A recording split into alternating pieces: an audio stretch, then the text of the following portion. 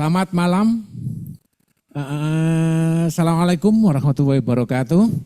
Oke, selamat datang semuanya, baik yang ada di sini maupun yang ada di sana. Ya. Senang ketemu kembali pada pertemuan kali ini dengan materi yang berbeda. Ini sudah ketemu sama ibu-ibu yang tampil di layar, ya toh. Ada ada Bu Ni, Ketut, ada Bu siapa ini? Bu Isi ya? Bu Isi. Nah, Bu Isi Julita, ada Pak Arif Suganda. Ada Pak Antarik Sao. Oke, siap. Ini waduh ketemu lagi. Alhamdulillah nih Pak bisa ketemu dalam kondisi sehat walafiat ya. Alhamdulillah. Alhamdulillah. Baik. Materi kali ini kita akan bicara pelan-pelan ya. Karena hari ini hal yang paling mendasar masalahnya. Jadi ngomongnya harus pelan-pelan ya. Supaya nanti tingkat kepahamannya mentok. Dan kebetulan bab 1 itu bab yang paling urgent. Kenapa saya katakan begitu? Nek bab 1 selesai, itu separuh skripsi mari gitu, selesai. Loh, sampai segitu-gitunya. Kenapa? Karena di bab 2 itu kajian teori, wah itu tinggal ngambili aja. Karena isinya teori-teori dan empiris, penelitian terdahulu, itu tinggal ngambili aja. Di bab 3 ada namanya metodologi penelitian dan kerangka konsep kerangka berpikir. Itu isinya populasi dan sampel. Bapak Ibu akan lebih tahu karena terjun ke lapangan. Itu juga mudah. Nah yang agak sulit itu di bab 1. Jadi banyak tulisan yang mengatakan kalau bab 1 itu selesai, maka separuh skripsi selesai. Gitu loh. Ya. Makanya kita harus pelan-pelan jelaskannya karena kategori paling urgent ini. Sebab apalagi bab 4, kalau sudah di print out SPSS-nya, tinggal baca aja. Ya, enggak terlalu sulit. Nah, apalagi nanti kalau memang ada keterbatasan, bisa dibantu teman-temannya. Saling belajar, diskusi, membaca SPSS. Enak loh. Ya, hidup itu jangan dipersulit, karena sudah sulit gitu loh. Ya. Oke, yang pertama, ini latar belakang proposal. Untuk kelas online, kan sudah ada grupnya ya, kelas online. Pak Antariksa, Pak Ure, Pak Aji. Iya Pak, udah ada Pak. Nah, nanti judul-judulnya Pak, itu kalau bisa ditaruh di grup, judul-judul skripsinya. Nanti ada nama, terus ada judulnya, ada nama, taruh aja di grup, nanti saya koreksi. Siapa? Kalau sudah bagus, tinggal jalan terus, kalau kurang dikit akan saya perbaiki gitu. Akhirnya nanti nggak perlu itu terlalu lama untuk nggarap. Apalagi ketemu nanti dosen pembimbingnya yang asli enak, tinggal menyempurnakan gitu loh. Tidak harus dari awal lagi, bagus gitu ya. Didukung dengan teknologi nggak perlu riwa-riwi bolak-balik ke dosen pembimbing. Karena tidak dari nol lagi, sudah jadi. Oke, yang pertama latar belakang proposal. Nah ini sudah saya katakan tadi. Ini harus ekstra hati-hati, karena awal adalah dari segalanya. Oh, kan gitu ya, yono lagu nih saja nih. Awal dari segalanya itu. Karena ini menentukan sampai ke penutup itu ditentukan dari latar belakang. Bahkan dilihat dari latar belakangnya pun, kemana arahnya isi skripsi itu sudah tahu gitu. Oh ini rupanya yang mencari ini gitu. Kayak gitu. Nah, oleh karena itu jangan stres duluan. Semua itu mudah. Cuma masalahnya Bapak Ibu itu baru pertama kali gitu loh. Sehingga merasa masih nebak-nebak. Orang baru pertama kali kan begitu. Mudah bingung kan gitu toh. Tapi kalau sudah bolak-balik sudah enggak bingung gitu. Sudah gampang, pernah meneliti sudah gampang. Oke, ini latar belakang. Ternyata di skripsi itu, di latar belakang itu isinya itu ini. Ada fenomena yang terjadi di sekitar kita, gitu. Ada penelitian yang sudah pernah dilakukan sebelumnya, ada mapping, ya, pemetaan itu, ada pemilihan lokasi penelitian, dan ada penetapan penelitian. Nah itu. Ya, kita bahas satu-satu sekarang. Di dalam proposal pertama kali di latar belakang, itu isinya adalah fenomena yang terjadi di sekitar kita. Fenomena gejala-gejala yang menarik ada di sekitar kita itu. Apa kira-kira? Contohnya, ini contohnya ya. Ketika kita nggak nyangka ada COVID dulu, gitu, lalu muncul COVID, itu kan menarik itu. Gimana ya cara pembelajaran yang berjalan lancar dan efektif, efisien, dalam kondisi nggak boleh ke kampus, gitu. Dalam kondisi nggak boleh ke perusahaan, ngantor, kumpul bareng-bareng nggak oleh gitu. Lalu dipikirkan, ini bisa diteliti, bagaimana pembelajaran ini tetap jalan dan lancar. Pakai online, ditelitilah semua bentuk pembelajaran online. Ini efektif apa tidak? Ada yang efektif, ada yang tidak. Kalau tingkat keseriusannya tinggi, cenderung efektif. Tapi kalau tingkat keseriusannya rendah, ditinggal turu. Karena dosennya nggak bisa mantau sejauh yang ia mau. Ditampilkan wajahnya gitu aja atau gambarnya dianggap sudah on. Ya kan? Entah ditinggal tidur, entah ditinggal ke pasar, entah ditinggal belanja, nggak aruh. Kan gitu. Apalagi kalau ditinggal tidur, wah dosennya ngomong dewe gitu. Kayak orang kehilangan akal sehat ngomongnya. Ya karena terasa ngomong sendiri di depan kamera. Dan nggak tahu yang diajak ngomong itu siapa. Itu ketika zaman COVID online itu.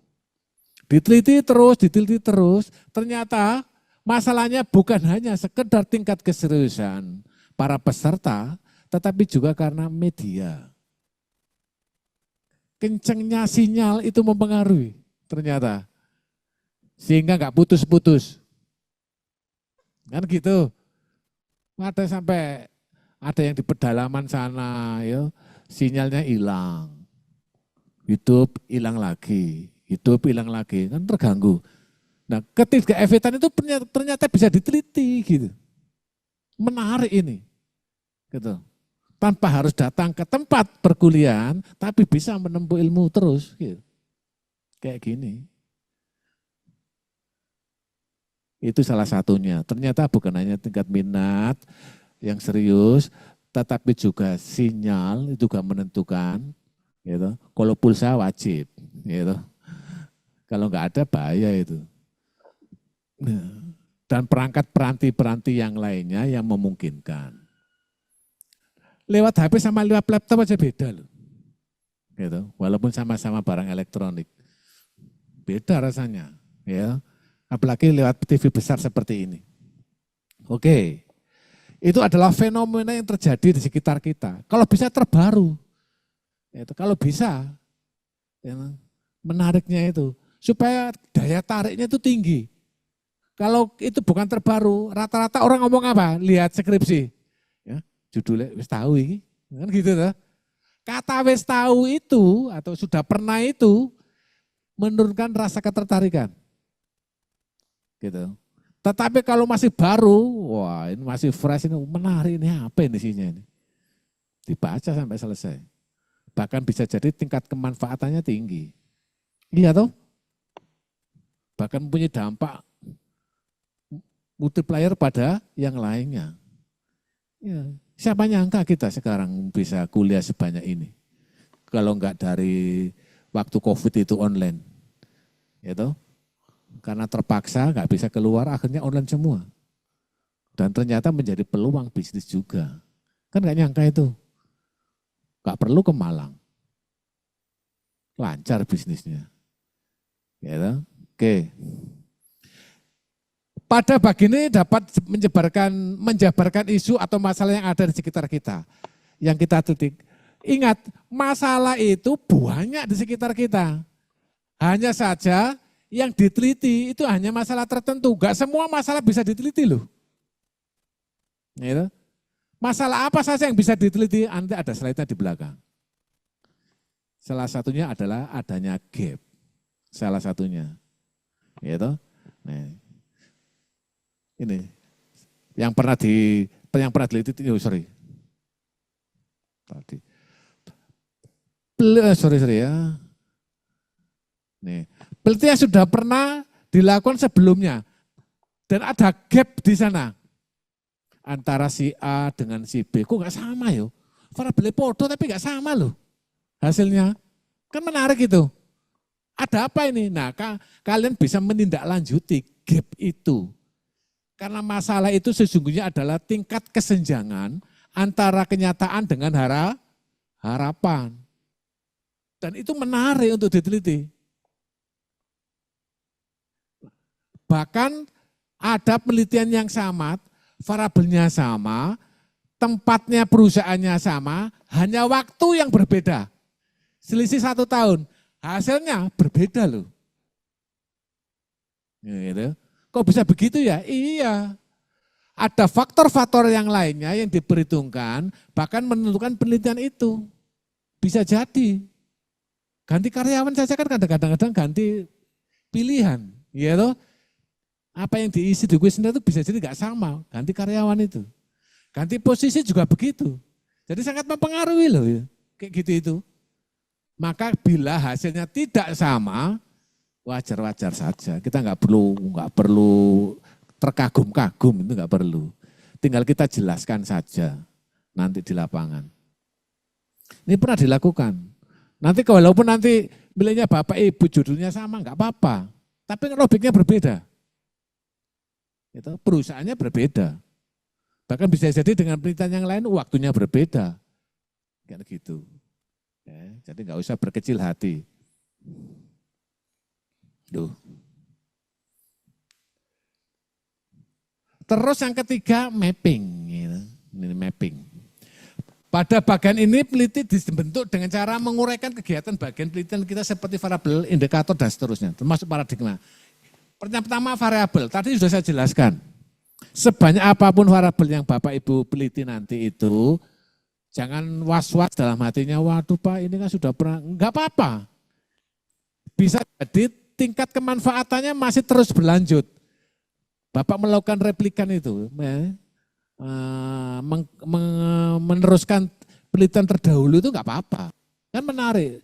Apalagi dilihat dari saran-sarannya penelitian terdahulu boleh dilanjutkan lagi karena masih belum terjawab beberapa hal tentang masalah penelitian yang saya kerjakan ini misalnya begitu.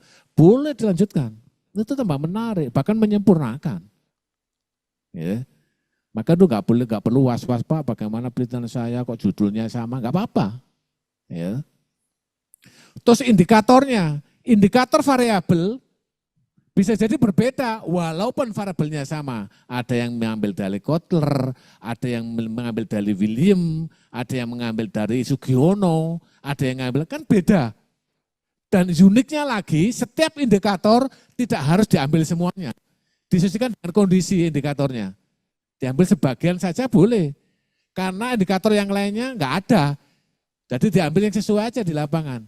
Nah itu enaknya. Makanya bisa berbeda hasilnya. Kayak gitu.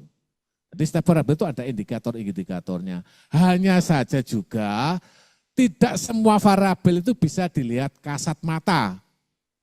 Gitu loh. Nanti di pelajaran berikutnya ada tentang instrumen dan variabel.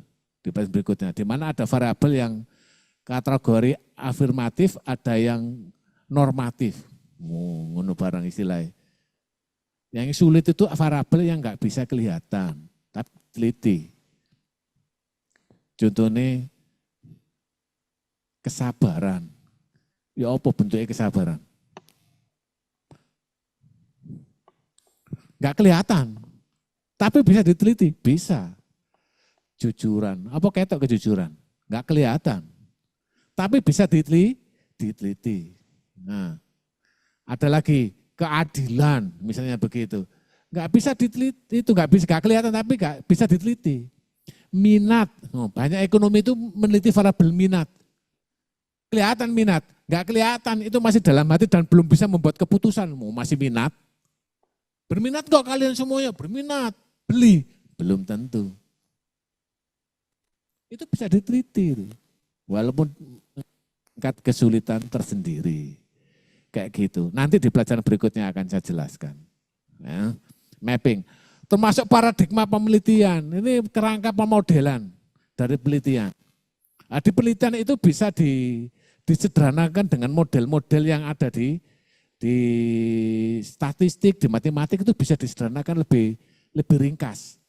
Contohnya kayak gini, Y sama dengan A plus BX1 plus CX1 dan seterusnya.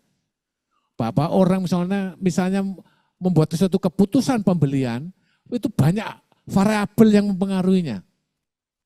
Bukan hanya sekedar promosi, harga, mutu, iklan, ya distribusi, sampai pertimbangan teman, keluarga, macam-macam. Banyak itu kalau tapi bisa dimodelkan dengan sederhana pakai matematis. Y sama dengan A plus BX1 plus BX2 dan seterusnya. Jadi lebih sederhana dan itu bisa dihitung dengan matematika secara kuantitatif. Jadi enak kalian itu sekarang.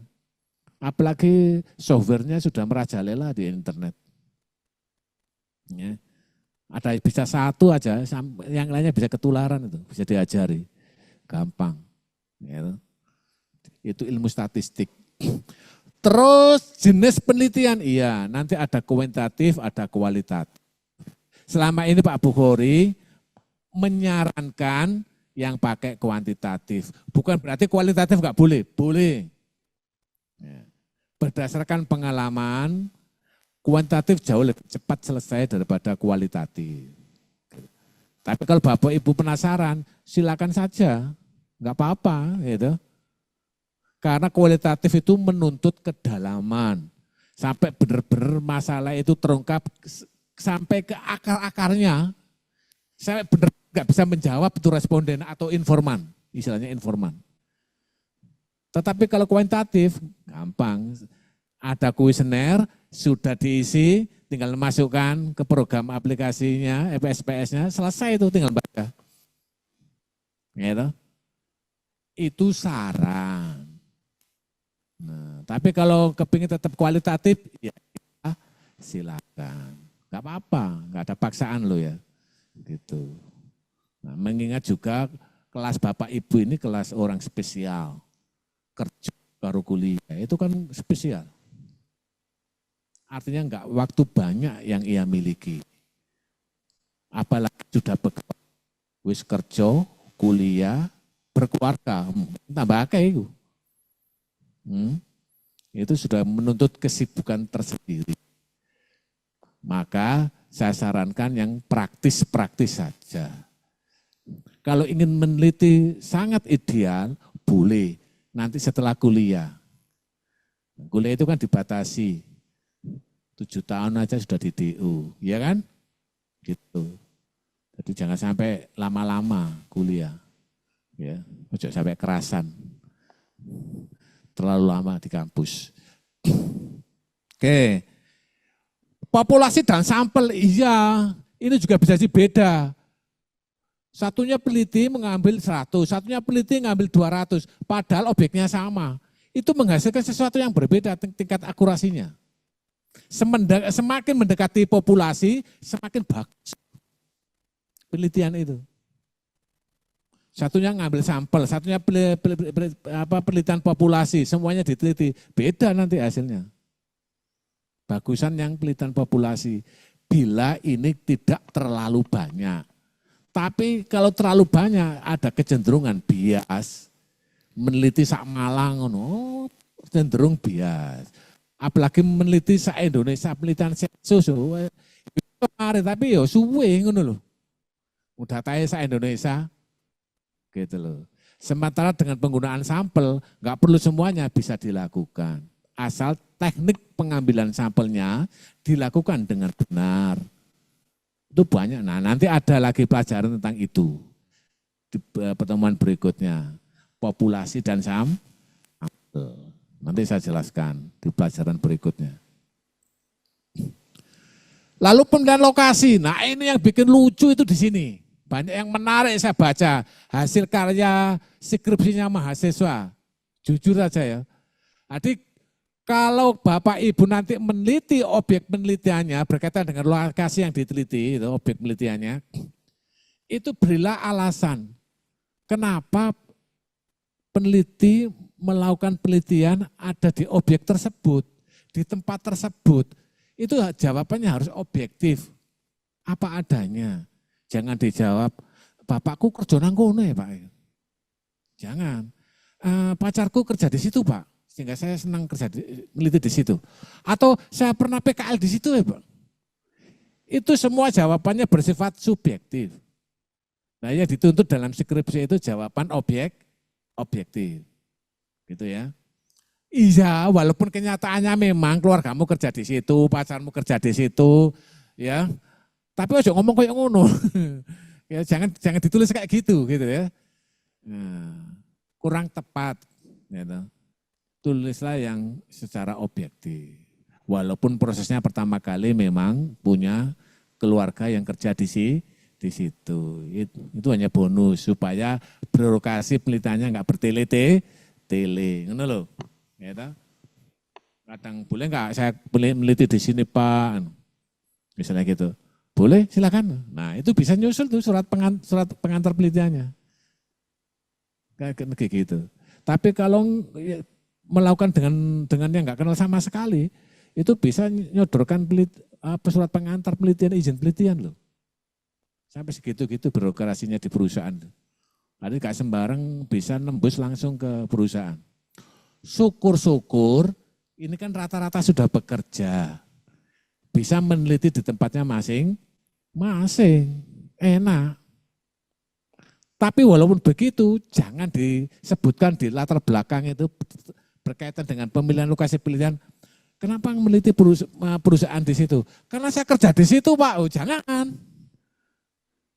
Walaupun kenyataannya real kayak gitu, karena menuntut objektivitas, gitu loh. Bukan subjektivitas, ya. Yo ngono tapi yo ojo ngono maksudnya ya. Gitu. Nah, terus yang terakhir pada bagian ini diminta untuk menegaskan bahwa berdasarkan latar belakang yang dijelaskan, perbedaan antara penelitian terdahulu dengan saat ini, serta pemilihan lokasi penelitiannya dianggap tepat untuk mengadakan penelitian, maka peneliti tertarik untuk melakukan penelitian. Artinya apa? Apa yang ada di atas ini yang ada kaitannya dengan gap penelitian, mulai gap hasilnya, bisa jadi itu variabelnya, bisa itu metodenya, macam itu harus dicantumkan di sini. Di akhir yang mendekati rumusan masalah. Bahwa penelitian ini pernah melakukan dengan hasil tidak mempengaruhi. Tetapi di penelitian yang lain mempengaruhi. Gak apa-apa. Bagus itu. Ya. Nah ini yang perlu banyak-banyak kita ini melihat contoh. Dan saya tidak khawatir dengan Bapak Ibu sekalian bila Bapak Ibu sudah banyak referensinya. Ya kan tinggal buka aja Google Scholar atau tinggal buka saja jurnal-jurnal, artikel-artikel yang mirip-mirip dengan penelitian judulnya Bapak Ibu. Enak sekarang itu. Zaman saya itu kalau nggak ke perpus, nggak ketemu kayak gitu itu. Ya, jadi harus ke perpus, lihat hasil-hasil penelitian terdahulu itu. Sekarang, wah, miliaran tuh informasi. Tinggal Bapak Ibu sortir mana yang sesuai dengan judul saya. Ya toh? Cepat sekali, sangat cepat. Mulai yang bayar sampai yang gratis ada. Kayak gitu, di internet itu. Nah inilah 5 bagian yang nantinya ada di latar belakang. Kayak gitu. Contohnya banyak wis download contoh proposal manajemen lah banyak. Kalian tidak akan dari nol lagi melihat itu garapnya. Karena apa? Contohnya akeh. Ya apa? Cuma dikoreksi lagi. Kalau bisa isinya ini ada semua ini. 5 ini kalau bisa ada semua kalau bisa. Gitu loh. Karena inilah inti dari latar belakang bab 1. Kayak gitu. Enak kan? Enak, gitu loh. Makanya ojo gampang stres, duduk stres. Pusing Pak aku Pak. Gitu. Memang sesuatu yang baru, yang masih pertama kali itu cenderung begitu. sedikit stres, nggak apa-apa, nggak masalah. Tapi lama-lama akan jadi biasa. Kayak gitulah. Ya. Dunia itu kayak gitu. Kalau belum dijalani koyok yo setelah dijalani ya ngono ae gitu. Oke, ada pertanyaan nggak kira-kira sebelum saya lanjutkan kembali di luar bab 1 di latar belakang ini? Nggak apa-apa, silakan bertanya. Kalau ada pertanyaan, baik yang ada di sini maupun yang ada di online. Monggo.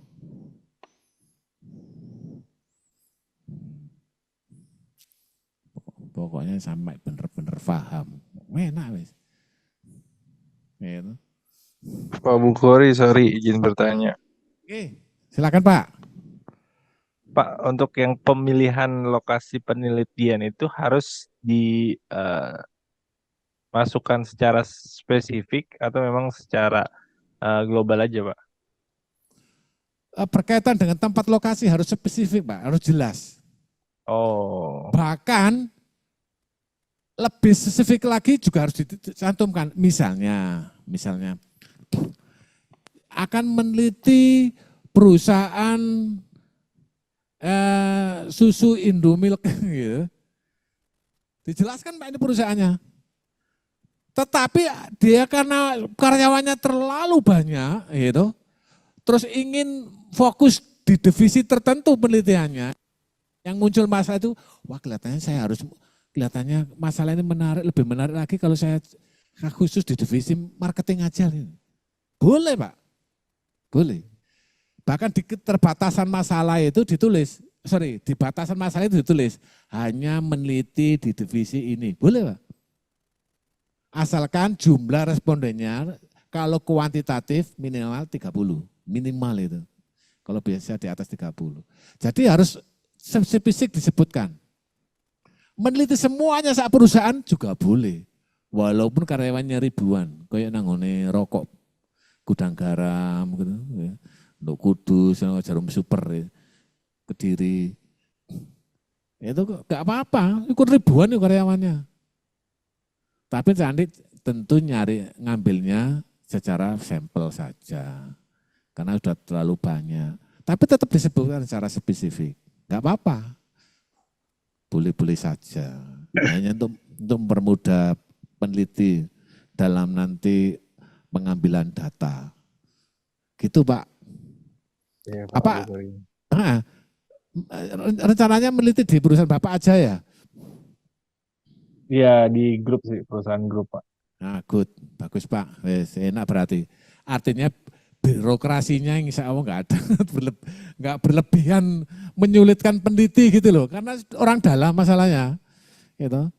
Yang kasihan itu kan yang nggak kenal sama sekali itu, wah itu kadang-kadang dipimpong. Gitu. Antara Pak iya dan Bukhori tidak. izin bertanya Pak. Nggih, monggo. Urip Dadang Pak. Nggih Pak Urip, nggih. Pak Bukhori, kalau untuk latar belakang proposal ini adakah ketentuan berapa panjangnya segala macam gitu Pak, ada minimalnya? Oh gitu. Biasa ini kan gambarnya ini piramida terbalik ya. Ya. Itu menyesuaikan perusahaan yang dibahas, menyesuaikan banyaknya variabel yang diteliti, gitu ya. Karena hampir nggak jauh beda jumlah latar belakang yang ditulis para peneliti itu. Ya paling ya 15 lembar, mungkin sudah banyak itu. Sekitar 15 lembar itu. Karena nanti yang diteliti pertama kali itu secara umum, bagaimana penting, kalau MSDM ya, bagaimana secara umum itu pentingnya MSDM itu. Gitu. Lalu mengerucut lagi bagaimana perannya MSDM itu di dunia itu, objek penelitiannya. Ada masalah gap apa. Terus meneliti lagi variabel-variabelnya. Kenapa meneliti variabel itu? Misalnya kenapa meneliti variabel kinerja misalnya.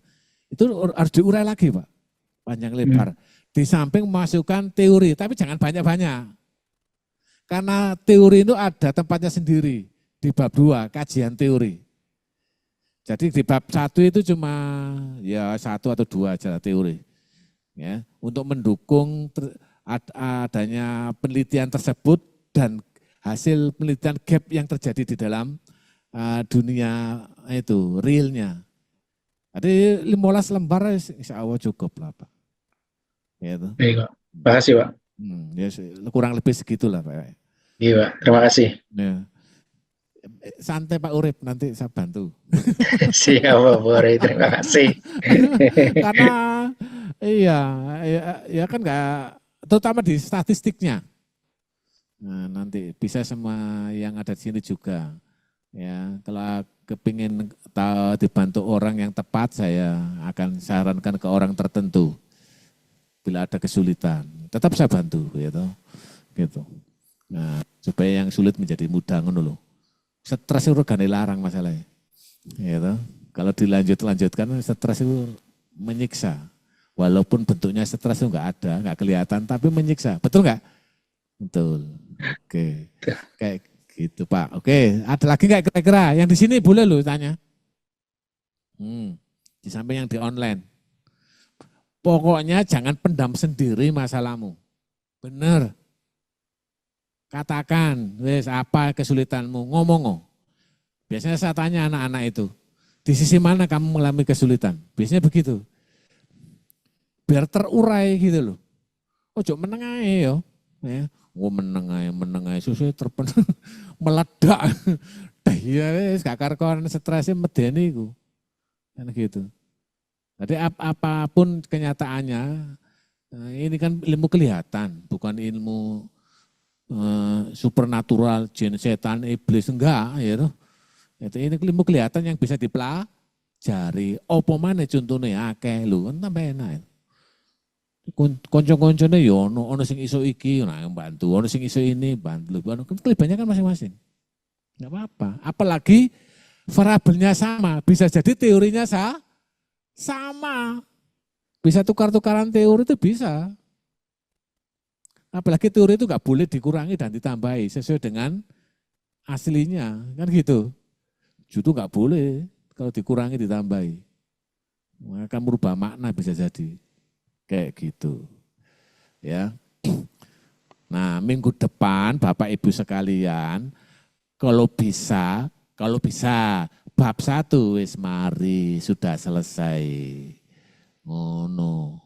Dicicil enggak titik, enggak kroso ya toh.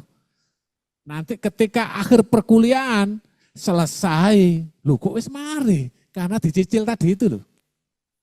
Gitu. Enggak titik, mari sesuai. Nah, itu. Nah, ini saya lakukan ke kelas kalian. Jujur saja. Ketika sudah selesai, proposalnya selesai, terus dibagikan ke dosen pembimbing yang asli, ya toh, ke pembimbing yang asli. Dosen pembimbing asli ngomongnya apa? Kok sudah selesai, kapan garapnya? Oh, deh ngomongnya. Ya karena waktu medped ini tak suruh buat proposal, sehingga pas datang ke dosen pembimbing yang asli, tinggal menyempurnakan, gitu loh. Akhirnya banyak yang lulus tepat waktu, kan gitu. Mundur sehari wisuda, biasanya juga mundur untuk pernikahannya. Iya enggak? Iya tahu masuk bareng karo wisuda nikahnya, kan enggak. Jadi di maintain apa dijaga itu waktunya itu biar enggak ada yang tersisa. Kalian makanya sudah katakan spesial, wis kerja, kuliah, berkeluarga lagi. Itu kan enggak main-main bagi waktunya. Capek juga loh. Pak Puri merasakan hal seperti itu juga. Saya selalu tuh bawa anak ke kampus loh. Dari Kediri PP. Itu. Dibawa anaknya ke sini. Jos itu. Saya akui, wes kamu nanti tak bimbing aja. Melihat usahamu kayak gini, naik sepeda dari Kediri ke Malang. Sama suaminya. Betul kan? Bilain kuliah di Asia kayak gitu-gitunya. Ya, hanya kepengen pinter. Oke, ada lagi enggak? Enggak ada. Oke, saya lanjutkan. Seterusnya, di latar belakang setelah itu semua tertulis dengan rapis, dengan sistematis dan itu urut itu, ya tahap-tahapannya ada 5 itu. Di bawahnya lagi ada rumusan masalah di skripsi itu. Ini enggak pandang bulu, baik kualitatif penelitiannya maupun kuantitatif, pasti ada rumusan masalah. Nanti paling bedanya ada di hipotesis. Kalau kuantitatif rata-rata pakai hipotesis. Tapi kalau kualitatif nggak perlu hipotesis. Walaupun ada sebagian kecil yang pakai, tapi kebanyakan nggak pakai. Kalau kualitatif. Tapi kalau kuantitatif perlu sekali hipotesis untuk membuktikan dari rumusan masalah yang disyaratkan di bab 1 itu. Nah, kalau sudah begitu pembuktiannya adalah dengan data. Lewat penelitian itu, data dikumpulkan, diproses, nanti terbukti enggak hipotesisnya. Gitu. Itu kalau kuantitatif dan itu enaknya kuantitatif. Ini rumusan masalah. Nah, di rumusan masalah itu ya, kita harus mengenali juga istilah-istilah yang kelihatannya receh-receh itu. Supaya kita bisa membedakan. Ya, di rumusan masalah ini. Di penelitianmu ini kategori, ini tema, topik, judul, padahal ya cuma sepele sebetulnya. Intinya sama saja, cuma skopnya saja. Yang satunya lebih luas, yang satunya mengerucut gitu loh. Lihat contohnya kan gini, tema kebersihan lingkungan. Luas, kebersihan lingkungan apa ini? Dikerucutkan lagi lewat topik. Oh, kebersihan sekolah. Gitu. Berarti kalau nggak selain sekolah, nggak masuk, kan gitu. Dikerucutkan lagi, membudayakan piket, tertib kebersihan bersih kan dulu kan pernah ada SMA kan piket jadwal piket itu ada ya. Ternyata kebersihannya mengerucut lagi di kebersihan piket di kelasnya masing-masing. Di kayak gitu cuma intinya sama saja, cuma dikerucutkan lagi. Dan kita harus tahu itu gitu. Di dalam penelitian itu mesti ada istilah-istilah tema, topik, judul itu kayak gitu. Ya, nah sekarang sudah tahu, insya Allah enggak kesulitan. Nah, pemilihan topik itu, ya, kalau bisa ya, dijadikan lapang penelitiannya itu ada beberapa hal yang harus disyaratkan di sana. Mulai topik itu dapat dijangkau atau tidak, bahasa-bahasanya datanya bisa diperoleh dengan mudah apa tidak, penting diteliti apa tidak, apakah itu juga menarik minat apa tidak. Ini kita jelaskan satu-satu dari 4 ini. Yang pertama, manajeable topik, mempunyai kesanggupan menguasai pokok masalah. Lihat ini yang pertama, apakah latar belakang pengetahuan, kecakapan, dana, kemampuan diri sendiri sudah cukup untuk memecahkan persoalan yang berhubungan dengan topik yang akan dikerjakan. Kayak kalimatnya cuma A ini, tapi luas banget. Paling tidak kita tahu apa yang kita ambil topiknya itu. Sehingga kita tahu banyak berkaitan dengan topik. Jangan coba sekali-kali mengambil topik yang kita nggak tahu banyak tentang itu. Ngono loh. Ya, ada, termasuk ada beberapa karya interview ditanya kayak gini. Kalau kamu nggak bisa melakukannya gimana? Kalau saya suruh, ya saya berusaha Pak semaksimal mungkin bla bla bla bla. Oke, benar. Tapi kalau kamu nggak bisa gimana? Mau ngotot lagi ya, saya kalau bisa saya gini aja. Kamu benarkan genteng yang bocor waktu hujan itu? Berani nggak kamu? Sementara yang ditanya di interview cewek, berani nggak? Jadi walaupun ada kemauan, tapi belum tentu bisa gitu loh. Jangan bunuh diri, jangan memaksakan diri, gitu loh. Katakan nggak bisa, oh saya kurang bisa Pak ini, nggak apa-apa katakan aja, nggak perlu memaksakan diri, nggak bisa ngomong bisa, ya, apalagi seperti itu, enak kok. Kalau kita yang diajak ngomong itu bisa memahami enak, ya. Jadi tahu salah-salahnya, yang harus ditutupi sisi kelemahan dari setiap kemampuan mahasiswa itu bisa dibantu gitu. Kayak gitu. mulai pengetahuan, kecapakan, dana, kemampuan. Iya, dikira penelitian itu banyak yang gratis. Enggak, karena keterbatasan kemampuan peneliti, ya, kadang-kadang itu minta bantuan orang lain, boleh, boleh, boleh. Dan ngambil data, ngubung-ngubungi responden, macam-macam itu butuh dana loh. Ya, minimal biaya WA lah, pulsa lah minimal gitu. Kan gitu. Bahkan ada pendekatan-pendekatan tertentu supaya kita enggak kesulitan ngambil data. Karena kita dalam kondisi butuh gitu loh.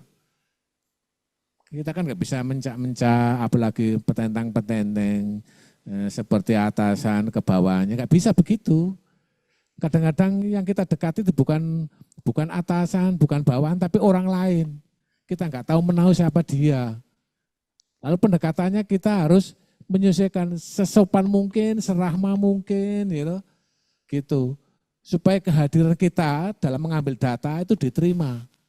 Sebab kalau tahu dia itu akan diteliti, kadang-kadang ada yang berpikir, ini menyusahkan ini. Oh, ini mengganggu ini. Gitu loh. Jadi jangan sampai persepsi pertama kali peneliti datang itu punya pandangan yang buruk gitu. Sehingga mereka welcome terhadap kamu. Enak seperti keluarga, seperti sahabat gitu. Jadi menyesuaikan. Ya, saya pernah mendekati tukang Gojek itu bukan Gojek konvensional dulu.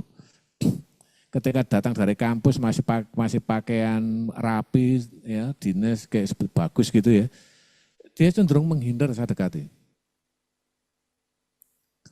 Beda dengan ketika saya pulang dulu, pakaian biasa saja, ya, sambil pendekatannya familiar, humanis, dibawakan rokok karena mereka rokokan.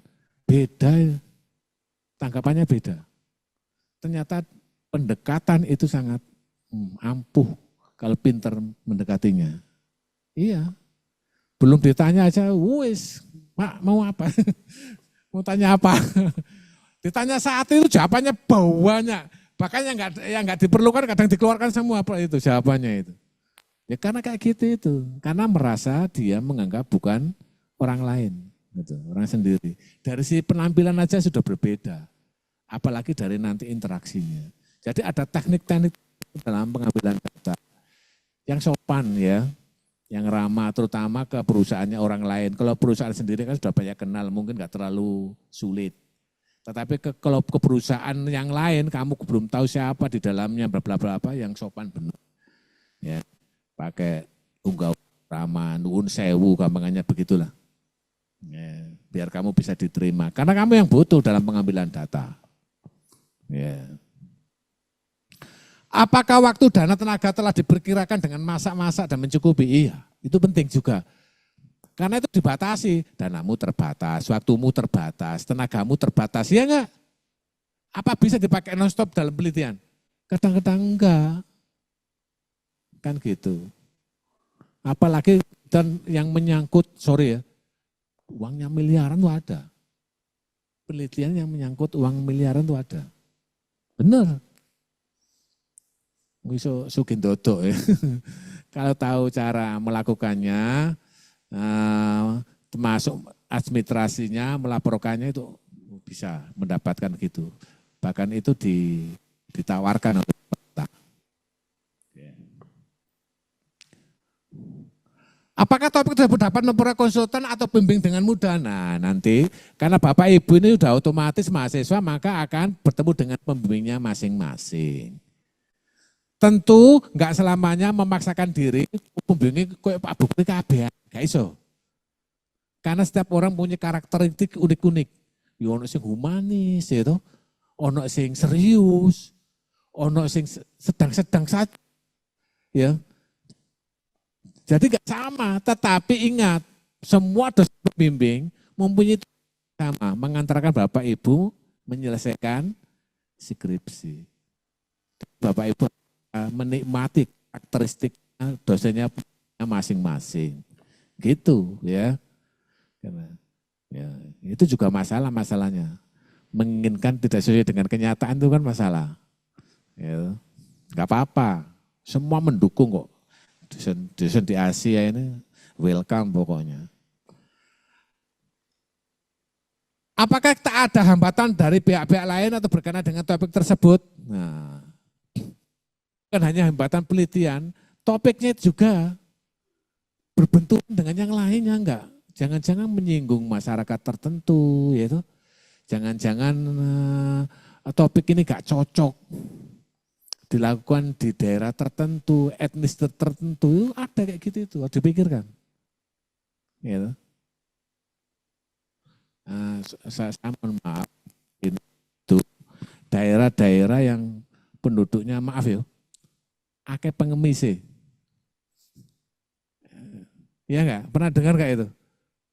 Penduduknya itu akeh pengemis sih. Terus kamu meneliti tentang pengemis. Kira-kira tersinggung enggak kira-kira? Jadi hati-hati gitu loh. Itu enggak gampang. Ketoknya biasa Pak itu. Oh, enggak. Kayak kamu anggap biasa itu gampang. Dia tersinggung. Dibacok kamu. Ya. Nah ini yang jadi bahaya ini. Kelihatannya receh, niatmu baik, tapi enggak cukup niat baik. Caranya juga harus baik. Gitu loh. Ya. Nih terus. Obtainable data, mendapatkan data, nah itu datanya harus siap, ada. Mulai dari perolehannya sampai data itu bisa ada. Karena banyak ada beberapa mahasiswa mendapatkan data itu kesulitan. Gitu loh. Bahkan ada sebagian yang merasa takut bila dikasih kuesioner.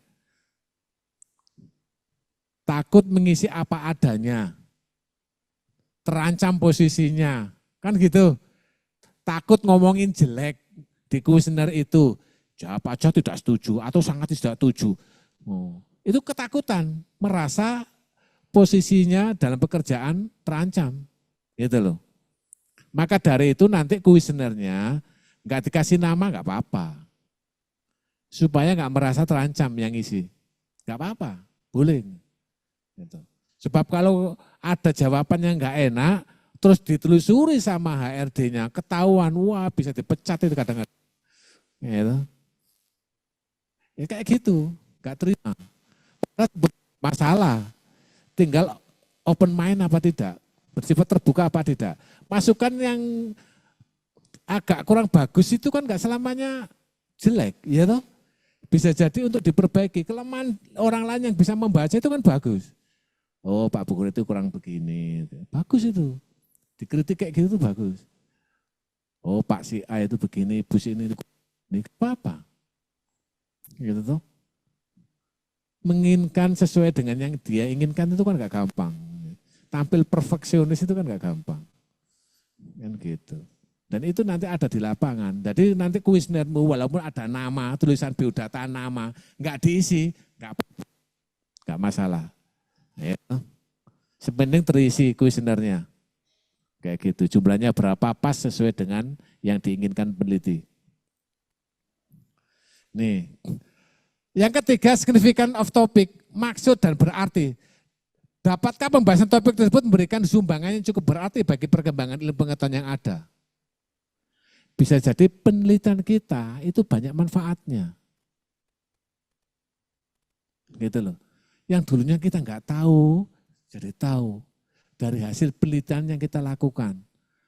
Apalagi yang penelitian yang itu, yang langsung praktek itu. Wah itu sangat terasa itu bagi kehidupan masyarakat.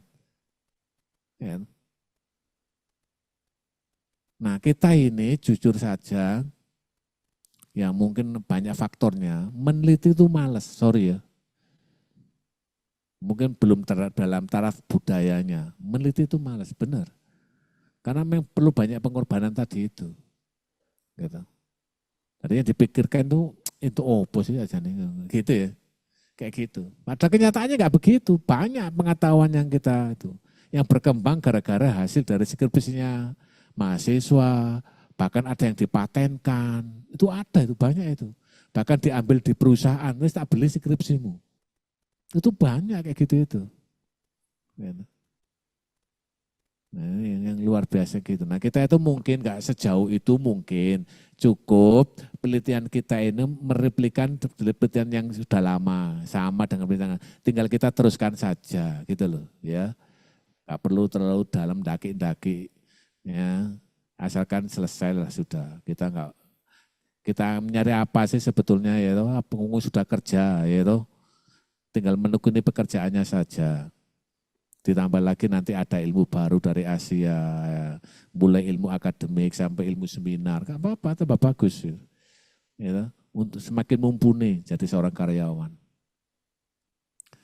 Terus interest topik, menarik minat. Nah kalian harus tertarik dengan topik yang kamu ambil. Jangan asal, pokoknya sementing ono Pak. Ya, itu nanti jalaninya juga kurang greget. Bukan nggak bisa, bukan nggak selesai, tapi kurang greget. Wong nek seneng terhadap apa yang ia sukai, cenderung lebih asik menikmati pekerjaan itu. Gitu loh. Ya toh? Timbang kano minate blas, pokoknya jalan aja Pak. Beda itu nanti. Ya toh? Nah ini untuk menyemangati karena nanti dalam penelitian itu banyak ragam masalahnya. Gitu. Mengembangkan problematik. Bisa jadi beberapa mahasiswa ini punya kelebihan sehingga nanti dari waktu ke waktu tanpa disadari dia bisa mengembangkan masalah-masalah yang ada yang pernah ia tangani. Bisa jadi itu. Ya. Kan selama ini kan pengetahuan berputar terus, berkembang terus. Enggak berhenti di tempat. Siapa yang mengembangkan? Ya para peneliti itu salah satunya. Dulu yang namanya kendaraan itu pakai rantai, kebanyakan bodinya besi. Tapi pasti sekarang bergeser, pakai plastik bodi ini. Besi tinggal kerangka sama mesin, ya enggak?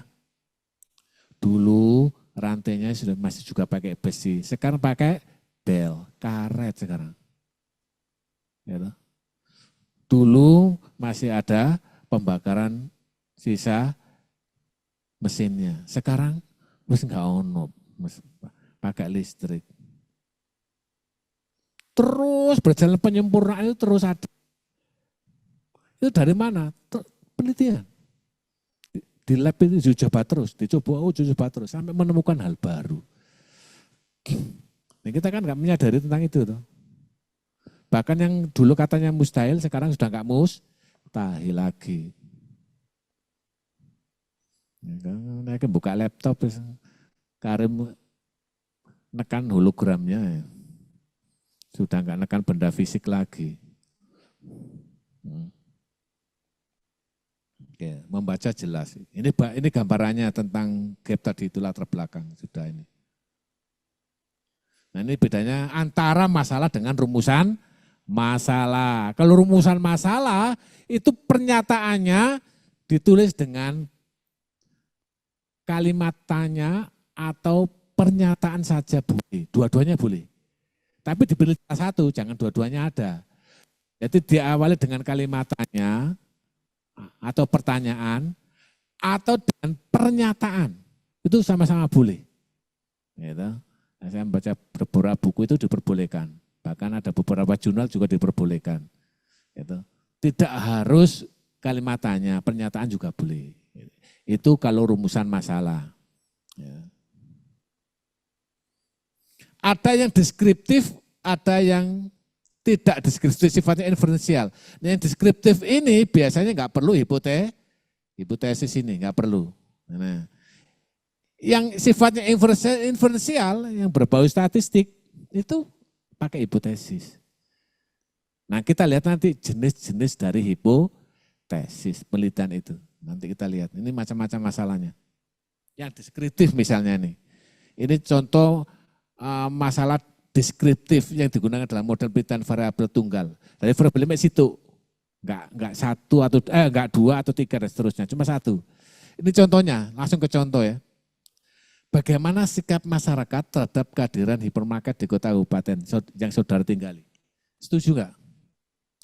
Ini contohnya, tapi saya minta komentar. Kalian setuju nggak didirikan hypermarket? Setuju ya? Didirikan mall, setuju ya? Kenapa kamu setuju? Kenapa? Nggak apa-apa, bebas itu. Kenapa kok setuju? Ada alasannya apa? Hmm. Hmm. Hmm. Hmm. Oke, good. Well, lengkap ya. Variasi kebutuhan produk yang ditawarkan lengkap. Wes, setuju lah nangkono. Pasti nanti akan muncul pro dan kontra. Ada yang tidak setuju. Malam Pak. Iya, Pak. Ini Pak Aji ya? Iya Pak. Oke, silakan Pak Aji. Iya ya. Jadi berkaitan dengan kehadiran hipermarket di kota kabupaten, menurut saya kan ada peraturan nih Pak ya.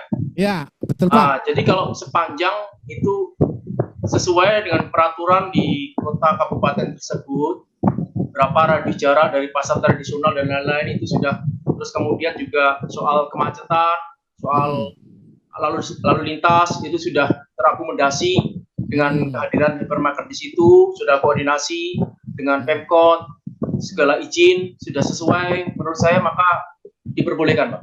Wah, good. Tapi kalau tidak memenuhi syarat-syarat tadi, menurut saya selayaknya ditunda sampai memenuhi persyaratan-persyaratan tersebut Pak. Itu kalau tanggapan saya Pak.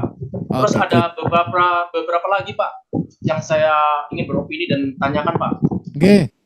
Jadi kemarin yang lalu kan saya sempat mendengarkan Bapak berbicara tentang stres ya Pak ya. Jangan stres duluan. Iya, betul. Begini. Jadi kalau kita tahu bahwa stres itu kan itu adalah bagian wajar dari kehidupan manusia Pak. Betul. Kan stres artinya tekanan Pak. Jadi pada saat kita menghadapi suatu kondisi di mana kita harus memenuhi, itu akan ada tekanan terhadap diri kita Pak, untuk bisa memenuhi, untuk bisa melakukan sesuatu yang menjadi harapan kita. Betul. Jadi menurut saya stres itu adalah bagian alami, sehingga kita tidak bisa menghindari stres Pak. Oke. Kalau seseorang bisa menghindari stres, berarti dia tidak hidup alami di dalam dunia ini Pak. Betul. Gitu. Jadi yang penting bagi kita bukanlah menghindari stres, tetapi mengelola stres. Nah, oke. Stres itu ada dua Pak. Kalau saya waktu belajar, stres ada positif, ada eustress dan ada stres negatif, distress. Betul. Itu jadi stres bisa ke positif kalau kita menyikapi secara positif. Kalau stres kita menyikapi secara negatif, maka jadi distress Pak. Dan itu tidak boleh sampai bundir. Nah begitu. Jadi berkaitan dengan skripsi, menurut saya bagi kita yang pertama memang rasanya grogi ya Pak ya. Ada stres. Tapi itu wajar Pak, menurut saya wajar. Asal kita bisa menyikapi secara positif. Contoh, dengan banyak bertanya kepada kakak tingkat yang sudah menyelesaikan skripsi, kepada dosen wali, kepada dosen pembimbing, banyak mencari tahu, studi perpustakaan, melihat skripsi-skripsi dari kakak tingkat, melihat skripsi yang ada di luar sana, mencari tahu begitu Pak, sebanyak mungkin. Yang menjadi kesulitan adalah bagi mahasiswa yang introvert, Pak. Introvert yang tidak suka berbicara dengan orang lain, yang biasanya pada waktu kelas diam saja, pasif. Ini yang kesulitan terbesar Pak, menurut saya. Ya, saya amati. Karena dia sudah introvert, begitu Pak. Dia sulit membuka diri, apalagi dengan dosen pembimbing yang mungkin dia belum pernah sama sekali berkomunikasi Pak. Dan kemudian kita tahu bahwa skripsi permasalahannya itu selain kesulitan tatap muka dengan dosen pembimbing, adalah juga pada saat menghadapi revisi. Itu rasa percaya diri jatuh Pak, bagi orang yang tidak bisa menghadapi penolakan Pak. Wah, skripsi kamu nggak benar ini, kamu harus revisi, kamu harus ganti ini. Waduh, rasanya itu yang kepercayaan diri yang tinggi, tapi tidak bisa menghadapi penolakan Pak, itu akan jatuh Pak. Terus sudah, saya tidak skripsi lagi, udah. Biasanya begitu Pak, kalau saya amati nih Pak ya. Jadi pentingnya kita untuk menyikapi secara positif sehingga menjadi stres yang positif Pak, dengan mengolah dengan cara baik dan benar. Kemudian Pak, berkaitan dengan alasan penelitian minim, saya sempat melihat pada waktu di Kick Andy Pak, Metro TV. Jadi ada para warga Indonesia yang menjadi peneliti di berbagai negara Pak. Pintar-pintar Pak. Sewaktu ditanya oleh Kick Andy, kenapa tidak mau kembali ke Indonesia untuk melakukan penelitian demi kemajuan bangsa dan Indonesia? Alasannya sama Pak. Karena melakukan penelitian di Indonesia tidak diperhatikan sebagaimana halnya melakukan penelitian di luar negeri. kesejahteraan peneliti itu diperhatikan betul, Pak. Ya. Dan dana fasilitas itu diperhatikan betul. Sedangkan di Indonesia, saya sempat waktu itu kembali ke Indonesia. Jangankan melakukan penelitian, kesejahteraan keluarga saya aja tidak diperhatikan, Pak. Bayangkan, Pak, sehingga saya pilih kembali keluarga. Itu alasannya, Pak. Jadi menjawab pertanyaan Bapak tadi, kenapa kok penelitian minim? Memang karena bukan menjadi sebuah kebiasaan dan kurang diperhatikan, Pak. Lalu, Pak, saya ingin bertanya yang ketiga, Pak. Ya. Waktu saya menyelidiki tentang mata kuliah yang Bapak ajarkan, Bapak kan sempat mengajarkan juga ada beberapa mata kuliah berkaitan dengan metode penelitian, ya, Pak, ya? Iya, betul. Contohnya MedPen yang kita alami sekarang ini, Pak, metode penelitian. Tapi ada juga metode dan metodologi, Pak. Ya, betul. Saya penasaran sekali, Pak. Apa yang menjadi perbedaan antara metode penelitian dengan metodologi penelitian dan juga metode penelitian bisnis, Pak? Itu, Pak, supaya menjadi jelas, Pak. Terima kasih, Pak. Terima kasih, Pak Haji. Nah, ini ada pertanyaan menarik dari Pak Haji. Kalau masalah stres kita sepakat, memang itu hal yang alami. Cuma saya tekankan pada masa-masa tertentu, jangan diam saja ya kalau mengalami kesulitan. Harus ngomong lah, biar minimal temannya yang teman dekat terutama, kesulitannya apa. Kalau syukur-syukur ngomong karena dosen pembimbingnya. Ya toh? Pokoknya jangan dipendam sendiri. Nah, jadi harus dikelola stresnya. Memang stres itu kadang-kadang bisa memicu hal yang positif, tapi juga bisa negatif. Oke, berkaitan dengan pertanyaan terakhir Pak Aji itu, metodologi dan metode. Kalau penelitiannya hampir sama. Gitu. Metodologi itu menekankan pada cara-cara secara umum dari awal sampai akhir penelitian yang digunakan. Tetapi kalau metode, ya, itu hanya pada waktu di tahap tertentu saja, di teknik tertentu saja. Jadi fokusnya lebih sempit kalau metode penelitian. Gitu.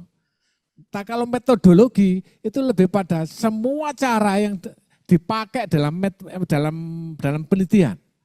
Tapi kalau metode hanya cara itu saja yang dipakai. Nah, itu bedanya metodologi dengan, maka mata kuliah penamaan yang tepat bukan metode. Cenderung pada lebih tepatnya metodologi penelitian. Kayak gitu, Pak. Selama saya pelajari tentang metodologi dengan metode.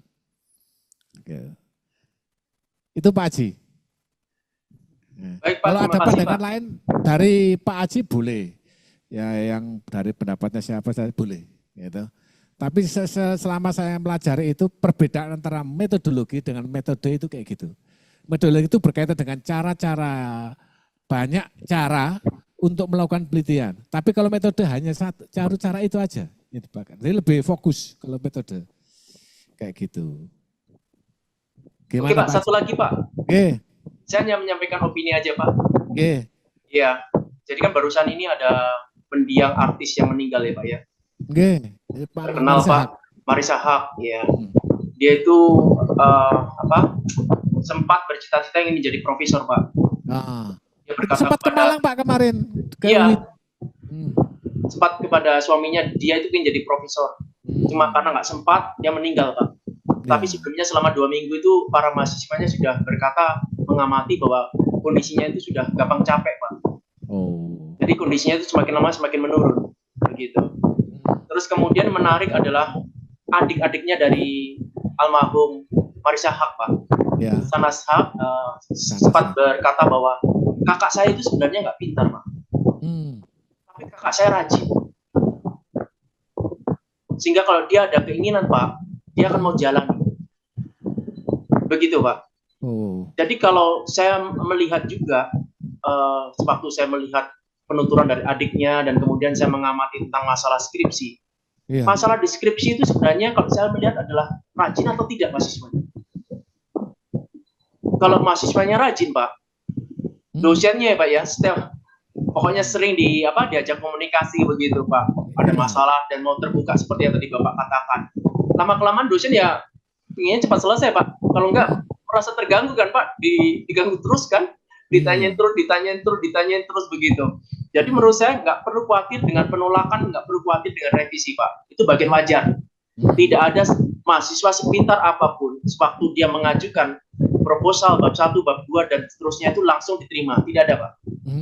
Pasti akan ada revisi. Betul. Karena perspektif berbeda, Pak. Tapi yang penting adalah kita menyikapi revisi tersebut dengan sikap positif. Oke, kapan lagi, Pak, bisa ketemu, Pak? Nah, selalu kita tindak lanjuti dengan tersebut, Pak. Sehingga skripsi kita bisa cepat selesai. Terima kasih, Pak. Oke, bagus Pak. Nih, sangat itu pendekatannya bagus nih, humanis nih Bapak Pak Haji nih. Kalau bisa dosen seperti itu, mahasiswanya juga begitu ya. Tapi saling melengkapi. Jangan langsung sekali bimbingan langsung besoknya lari, nggak tahu bimbingan blas ya. Ini yang waduh ngeluh ini. Ya karena kadang-kadang nggak salah total sih mahasiswa. Ini ada beberapa Pak Haji itu yang bimbingannya jarang sekali datang, itu lalu menghilang lagi. Ya, setiap dihubungi, ya syukur kalau masih bisa. Yang bisa itu masih bisa interaksi, masih enak. Maaf Pak, saya di luar kota, saya masih sibuk kerja, gitu masih sedikit saya memahaminya gitu. Tapi itu kan berlama-lama ngomong kayak gitu itu. Sampai kapan ngomong kayak gitu? Sampai waktunya habis, kan nggak boleh. Kan kuliah itu kan ada batas waktunya. Benar Pak Bukhari. Iya. Jadi kalau menurut saya, yang Bapak sempat katakan juga oleh Pak Nur Elif juga, kalau kuliah di Institut Asia Malang ini ada kelebihan, di mana dosen-dosennya itu ngejar mahasiswa, Pak. Iya benar. Bahkan S2. Kalau menurut saya itu ada positif, ada negatif. Iya benar. Kalau positifnya cepat selesai. Iya betul. Karena ini dosennya yang aktif, Pak, proaktif. Biasanya mahasiswa yang harus aktif, tungguin cari dosennya. Ada positifnya, tapi ada negatifnya kalau menurut saya, Pak. Iya. Negatifnya adalah kalau kita tahu bahwa skripsi itu sebenarnya melatih kita untuk mentalnya itu kuat, Pak. Menghadapi tantangan begitu, Pak. Kemudian terus berusaha memotivasi diri sendiri pada saat menghadapi masalah. Jadi internal motivation itu bangkit, Pak. Pada waktu dari mahasiswa sendiri yang mencari dosen pembimbing, Pak. Sebab kalau kita tahu bahwa internal motivation itu jauh lebih penting daripada external motivation. Karena kalau kita mengandalkan external motivation dari dosen, dari teman, dari keluarga, ya kalau mereka selalu ada bersama kita 24 jam, Pak. Kalau tidak ada berarti motivasi kita pada kondisi yang rendah. Tetapi kalau kita bisa memotivasi diri kita, Pak, sekalipun kita berada di mana, di negara asing, kita bisa tetap semangat, Pak. Jadi menurut saya ada plus dan minus begitu, Pak. Jadi minusnya adalah tidak melatih mahasiswa untuk memotivasi diri sendiri.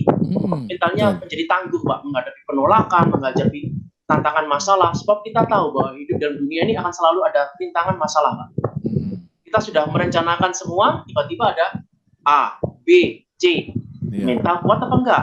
Sebab kalau kita tidak kuat, maka kita akan stres negatif. Dan kita bisa bundir, Pak. Seperti kejadian yang beberapa hari ini, Pak, di media massa, Pak. Jadi kalau menurut saya itu, Pak, jadi ada plus dan minus, Pak. Tapi yang tetap yang terbaik kalau menurut saya adalah dari diri sendiri. Bukan dari dosen pembimbing, dari mahasiswa itu, Pak. Terima kasih, Pak. Good, terima kasih Pak Haji. Ya. Nah, kalau motivasinya dari dalam diri sendiri, itu motivasi intern, senang dosennya. Iya toh? Gak terlalu banyak kesulitan untuk memotivasi mahasiswa. Karena muncul dari intern. Nah, yang banyak masalah itu ketika motivasinya nggak muncul dari intern. Diganggu lagi dengan pekerjaannya yang di luar sana, gitu. Kan sambil bekerja. Sehingga sesekali harus diingatkan, ingat waktu bimbingan, gitu. Ya, jangan sampai berlama-lama lah di kampus, ya. Gitu. Ya oleh Pak Bukhari juga bisa memahami kok yang bekerja-bekerja ini. Ya. Cuma aja ngomong bolak-balik, saya sibuk Pak, sampai kapan? Mau 7 tahun sibuk, nah gitu. Itu, ya kudu gampangannya sudah bisa memanage waktunya lah. Tanpa ketemu aja bisa kok, gitu. Lewat media sosial bisa, lewat WA lo iso, gitu. Kita komunikasi, konsultasi bisa. Gitu. Satu lagi Pak Bukhari, Pak. Kalau menurut saya, dalam kalau kita ingin sesuatu ya Pak ya, sesuatu bisa selesai, kita harus punya target Pak. Ya. Deadline, itu harus kita tentukan. Bukan dari dosen, tapi dari mahasiswa. Makanya menurut saya dosen pembimbing itu perlu bertanya pada waktu pertama kali bimbingan, kamu ingin selesai kapan? gitu Pak. Jadi untuk membangkitkan self awareness dari mahasiswa. Kamu ingin selesainya kapan? Iya. Kalau kamu ingin selesai begini, apa yang harus kamu lakukan? Jadi kita tuntun begitu Pak, mahasiswanya. Oh, kamu harus begini, kamu harus ini, kamu harus targetkan bab 1 dalam 1 bulan selesai kapan? Harus ada target Pak. Kalau nggak ada target, pasti meleset. Bisa jadi mahasiswa abadi kemudian DO Pak. Iya, Sudah DO, biasanya malu Pak dengan teman-teman begitu. Iya kan, malu dengan dosen, malu dengan apa? Itu Pak. Terima kasih Pak. Itu yang saya pengen menghindari Pak Haji, benar itu kejadian. Ya seperti dilematis gitu loh. Antara menghidupi keluarganya dengan kuliah gitu loh. Itu yang kadang-kadang saya bagaimana saya menyarankannya. Pak, saya dituntut untuk bekerja di luar kota gini gitu. Saya kok jadi mikir juga loh. Ya semuanya penting gitu. Tapi kalau bisa tahu tentang prioritas. Kapan ini kategori urgent apa tidak gitu loh. Itu. Sehingga ada preferensi di sana. Kalau enggak, kasihan. Kadang-kadang kartu bimbingan itu sudah ada Pak Haji. Tapi kadang-kadang dilewati aja. Karena kesibukannya dia bekerja. Mungkin saya ada masukan Pak. Demi kemajuan. Iya. Asia Malang khususnya mahasiswa Pak. Iya. Menurut saya perlu diadakan semacam kayak di awal itu mungkin kayak semacam mata kuliah tentang membangkitkan motivasi diri sendiri Pak. Kemudian mungkin cara mengatur waktu itu perlu diajarkan di awal Pak. Bagaimana bisa disiplin, kemudian menetapkan target dan kemudian melakukan action untuk bisa memenuhi target tersebut. Itu harus diberikan di awal Pak. Karena kalau itu sudah diberikan di awal, maka tidak akan ada lagi masalah seperti itu Pak. Terlantar kalau menurut saya. Jadi saya saran aja diberikan di mata kuliah tersebut di awal Pak. Karena menurut saya penting sekali tentang disiplin, tentang internal motivation, gitu, menetapkan target, mengatur waktu. Menurut saya itu penting sekali Pak. Kemudian ada masukan juga Pak, kalau menurut yang saya amati Pak. Ya ini adalah berkaitan dengan, kalau menurut saya kan penting sekali Pak untuk bisa sidang skripsi itu open Pak. Iya. Sebab dengan open maka adik-adik tingkat itu bisa tahu Pak bagaimana medan yang akan mereka lalui nanti. Sebab kalau tidak tahu kan bingung Pak. Menakutkan seperti yang Bapak pernah katakan di awal itu. Oh, menakutkan karena tidak tahu medan yang akan dilalui Pak. Tapi kalau adik tingkat diizinkan untuk bisa mengikuti sidang skripsi kakak tingkat, mereka akan tahu banyak Pak. Tentang apa yang harus dipersiapkan, tentang dari dosen-dosen penguji, dosen pembimbing, pertanyaan-pertanyaan yang nanti akan diajukan, kemudian argumentasi bagaimana, yang terbaik, dan apa. Dan menurut saya, semakin banyak yang mereka ketahui, itu akan mengurangi ketakutan mereka akan skripsi, Pak. Jadi menurut saya sih, penting sekali sih, sidang skripsi itu untuk terbuka, Pak. Memang harus dibatasi, contoh mungkin hanya untuk 30 peserta, tapi menurut saya penting sekali, Pak. Itu saja Pak, terima kasih Pak. Oke, nah, terima kasih usulannya. Nanti saya sampaikan ke Kaprodi. Nah, kebetulan yang jadi Kaprodi ini Pak Rifki, nanti biar dibicarakan Pak Eki. Ini ada usulan dari Pak Haji, bagus. Oke. Terima kasih Pak Haji, alhamdulillah. Nah ini ya toh, kita lanjutkan sejenak lagi tentang penelitian deskriptif, oke. Contohnya kayak gini, ini kelihatannya gampang. Tadi sudah dikasih solusi Pak Haji salah satunya dengan perizinan, persyaratan. Nah, secara formal memang begitu. Masalahnya ada pro kontra itu selalu muncul. Bagi yang punya usaha pedagang kelontong di sampingnya, mikir itu. Kalau ada mall berdiri, sok tutupi rasanya. Ya enggak? Gitu loh. Karena orang cenderung suka masuk mall daripada ke toko kelontong. Karena apalagi lengkap bisa barangnya. Enak lagi, bersih, wangi, nyaman. Ya toh? Nah, toko kelontongnya gak adus ya gak apa-apa. Gitu loh. Jadi ada istimewanya. Tapi gitu, itu juga menentukan nasib yang kecil-kecil itu, pedagang-pedagang kecil. Misalnya tadi sudah ada min plusnya. Gitu ya. Nah kalau yang kecil-kecil itu mati, nanti gimana nasibnya? Itu juga dipikirkan, walaupun secara prosedural itu sudah benar, diperbolehkan. Itu ada berapa pedang kecil yang dulu pernah protes itu. Pendirian di Noyo Mall, yaitu Matos, bahkan Matos itu sempat dilarang karena masuk jalur hijau, tapi tetap berdiri. Gitu. Salah satunya yang protes adalah pedagang kecil. Itu ya. Yes, maklum lah ya. Skala modal ya mikir lah itu. Gak mau nagih. Ya, itu bagus. Tapi pertimbangannya Pak Haji juga bagus itu. Hanya sisi sosial saja yang masih ada hal yang masih mengganjal di tengah-tengah masyarakat. Termasuk yang kedua, apakah layanan staf front desk sudah memberikan kepuasan bagi pelanggan? Front desk itu sama dengan front office lah. Yang di depan-depan itu. Gitu loh. Sekarang saya melihat pelayanannya front desk, front office itu satpam aja melakukan hal itu gitu sekarang. Dulu hanya menjaga keamanan, selesai. Sekarang enggak, dibekali mereka, bahkan di training. Produk-produk yang ditawarkan termasuk di bank-bank itu apal kabeh satpam itu ternyata. Bukan sekedar mengamankan kendaraan atau asetnya perusahaan. Kayak gitu sekarang.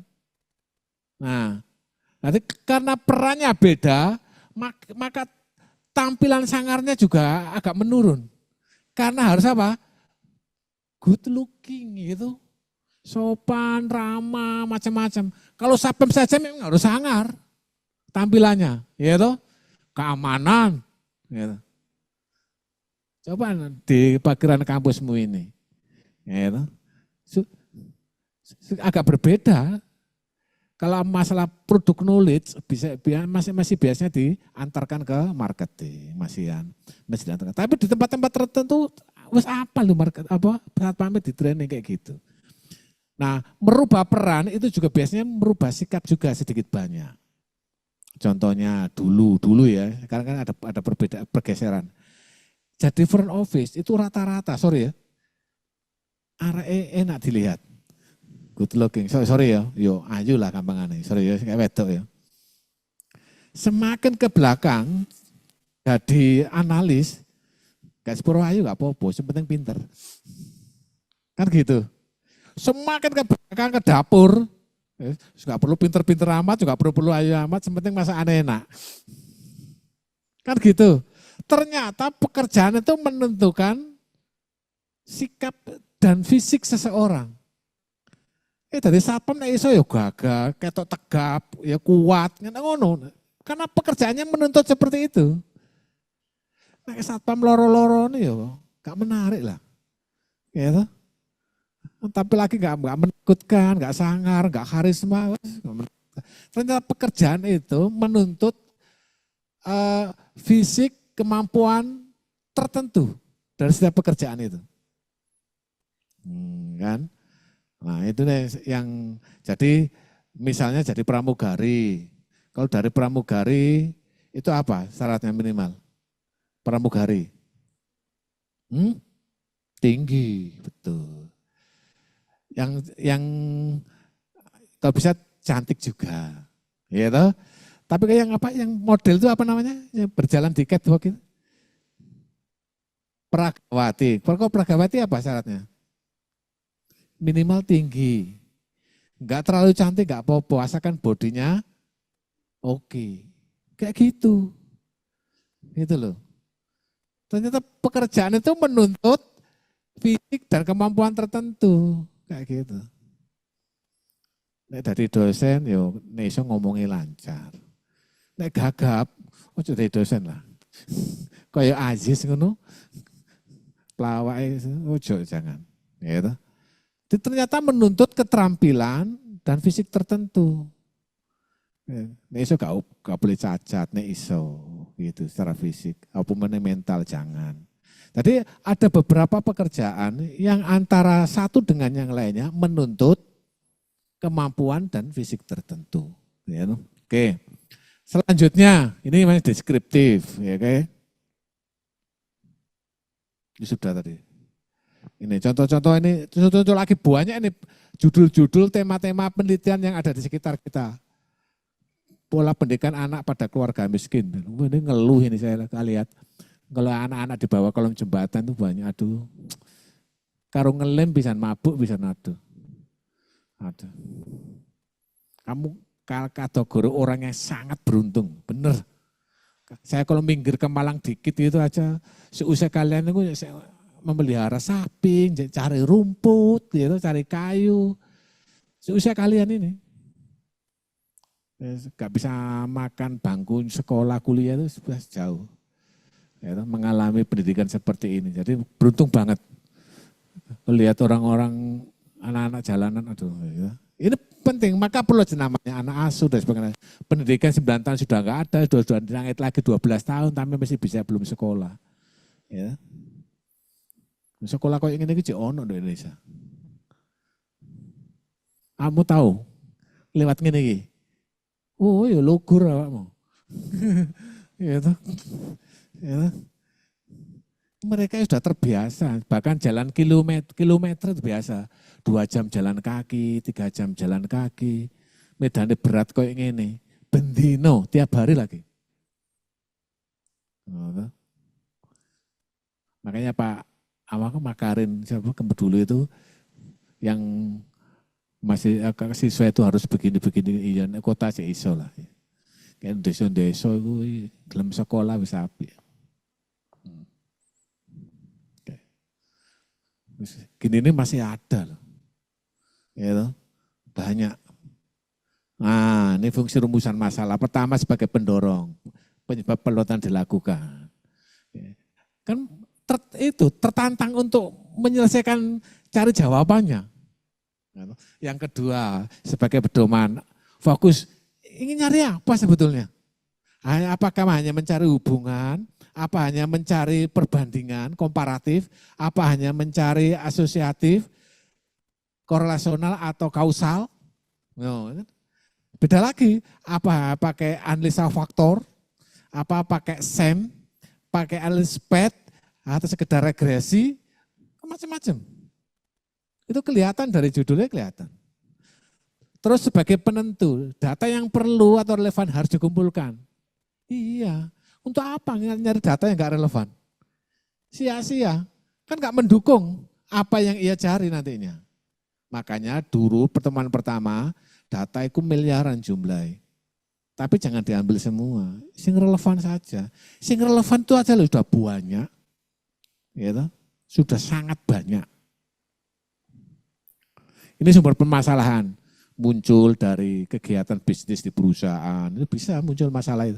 Dari sering baca buku, tapi kalau ini jarang. Mahasiswa itu enggak tahu, kayak alergi baca buku. Padahal itu ya penting. Tapi sekarang enggak baca buku Pak, baca di internet. Oh itu. Bukunya wis gak payu, toko-toko banyak yang tutup. Gara-gara bukunya, soft file yang ada di internet bisa di-download. Terus yang ketiga menelaah hasil sebelumnya, ya. Karena ada kaitannya dengan penelitian sekarang, maka sebelum-sebelumnya juga jadikan referensi. Itu bisa jadi penelitiannya belum selesai tuntas, kamu bisa melanjutkannya dengan saran-saran penelitian terdahulu tadi itu. Akhirnya apa? Menyempurnakan tugas kamu. Boleh, ya.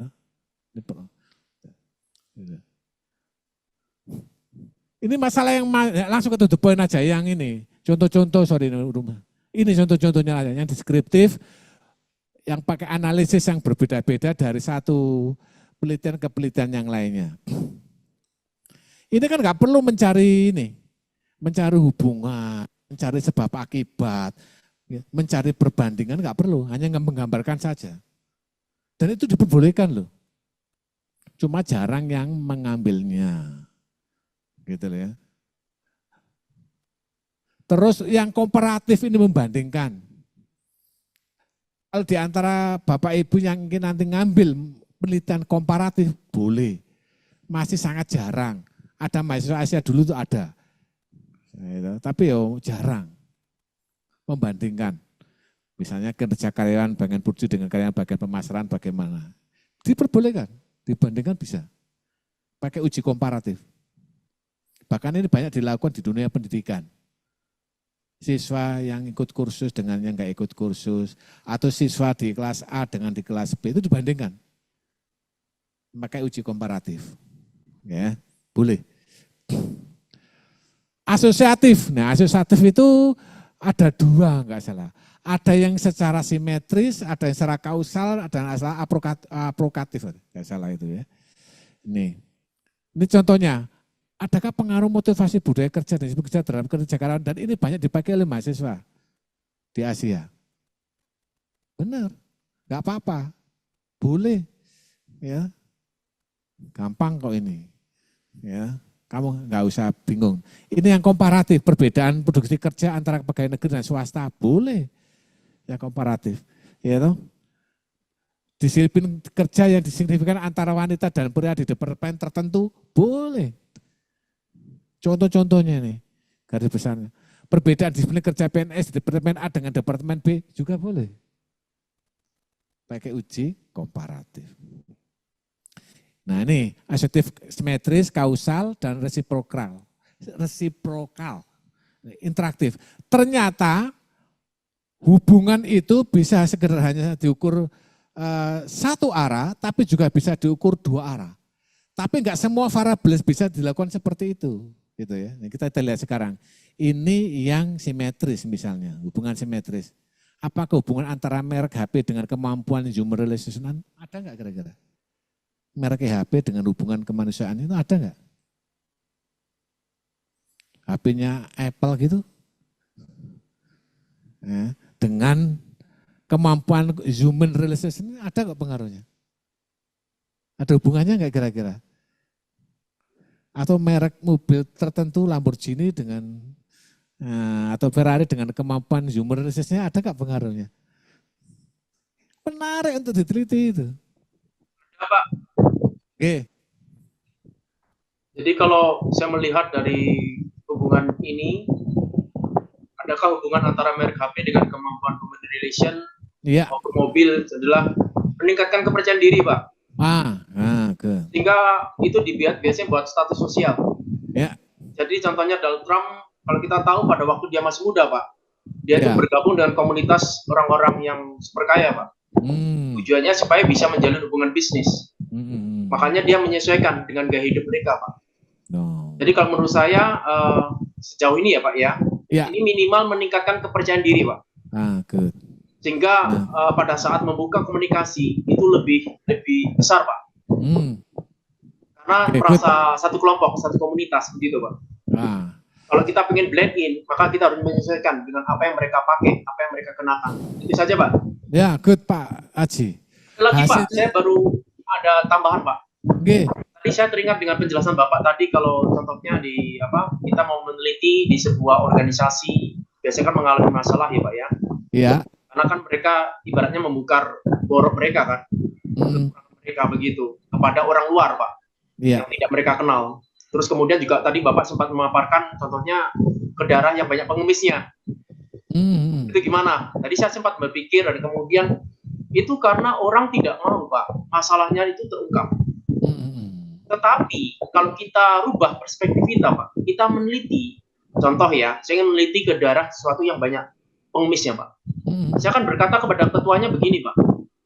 Pak, saya ingin meneliti, Pak, mengapa daerah ini banyak pengemisnya.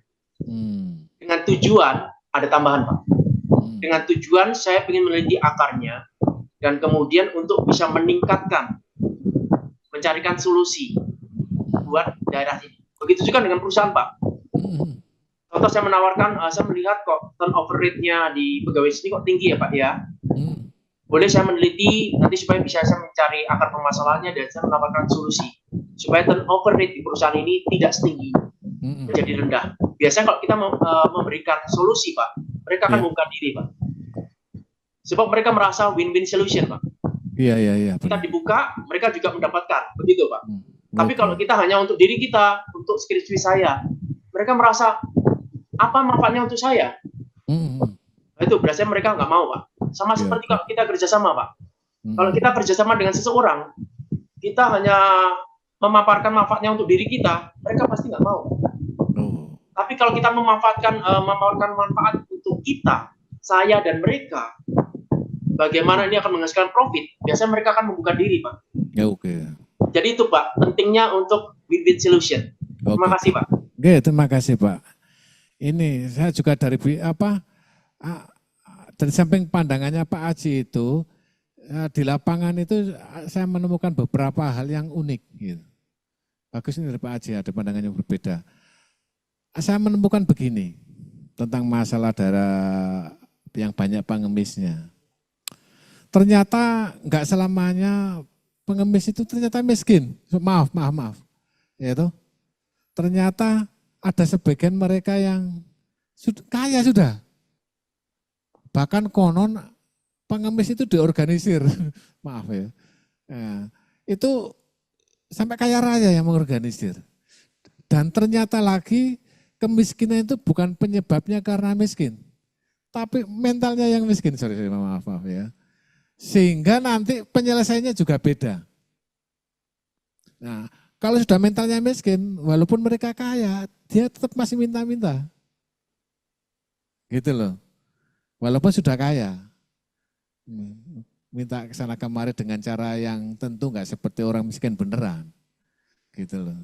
Ini yang jadi fenomena menarik tentang kemiskinan dan sehingga banyak sekali yang jadi orang minta-minta atau pengemis gitu. Ada yang kaya sampai minta-minta, bahkan sampai korupsi, apa mereka miskin? Enggak, mentalnya yang miskin gitu. Dan ini perlu penyelesaian seperti dikatakan Pak Haji tadi itu. Ada win-win solution. Gitu. Saya ingin menambahkan Pak, untuk nomor 2 Pak, adakah hubungan antara warna rambut dan jenis kelamin dengan prestasi belajar? Ya. Ini kan kalau kita tahu, ini kan banyak cara-cara ya Pak ya, metode-metode yang dipakai untuk bisa mengenali karakter diri, kemampuan diri Pak. Ya. Contoh ada kalau di Jawa kan ada weton ya Pak ya. Ya. Weton, ya Sabtu Pahing, Jumat Kliwon, Jumat Legi. Kemudian kalau di bangsa Cina ada Siu, ada elemen-elemen begitu Pak. Iya. Kemudian ada juga bintang, rasi. Kemudian juga ada contohnya di tes-tes kepribadian, ada flematik, sanguin, melankolik, kolerik, ada juga MBTI, begitu Pak. Jadi banyak yang berusaha mengungkapkan karakter atau kepribadian seseorang, begitu Pak, yang saya amati. Kalau menurut saya, ini kan membedakan antara jenis kelamin, berarti antara gender, pria dan wanita. Iya. Nah, itu menurut saya bisa dijadikan bahan pertimbangan. Tetapi kalau kita amati, yang pernah saya sampaikan ke Bapak dulu di mata kuliah yang lalu itu Pak, bahwa kita tidak bisa menggebiah-gebiah, menyamaratakan begitu Pak. Betul. Tetapi yang benar adalah kita menyelidiki secara spesifik. Sebab kalau di sini kan adalah dia menyamaratakan. Kalau pria dan wanita dan warna rambut pasti begini. Begitu Pak. Sedangkan kalau yang saya amati adalah tidak bisa begitu. Tidak bisa begitu. Tetapi itu adalah pribadi lepas pribadi Pak. Good. Iya. Sewaktu saya mempelajari teori-teori kepribadian, menurut saya itu berusaha memberikan pertimbangan kepada kita. Tetapi tetap kita harus mengamati secara pribadi lepas pribadi. Itu yang lebih akurat, Pak. Terima kasih, Pak. Good, terima kasih Pak. Pandangannya betul juga. Jadi ini menarik loh. Terkesan ini nggak ada hubungannya tuh antara warna rambut, jenis kelamin dengan prestasi belajar. Seakan-akan nggak ada hubungannya.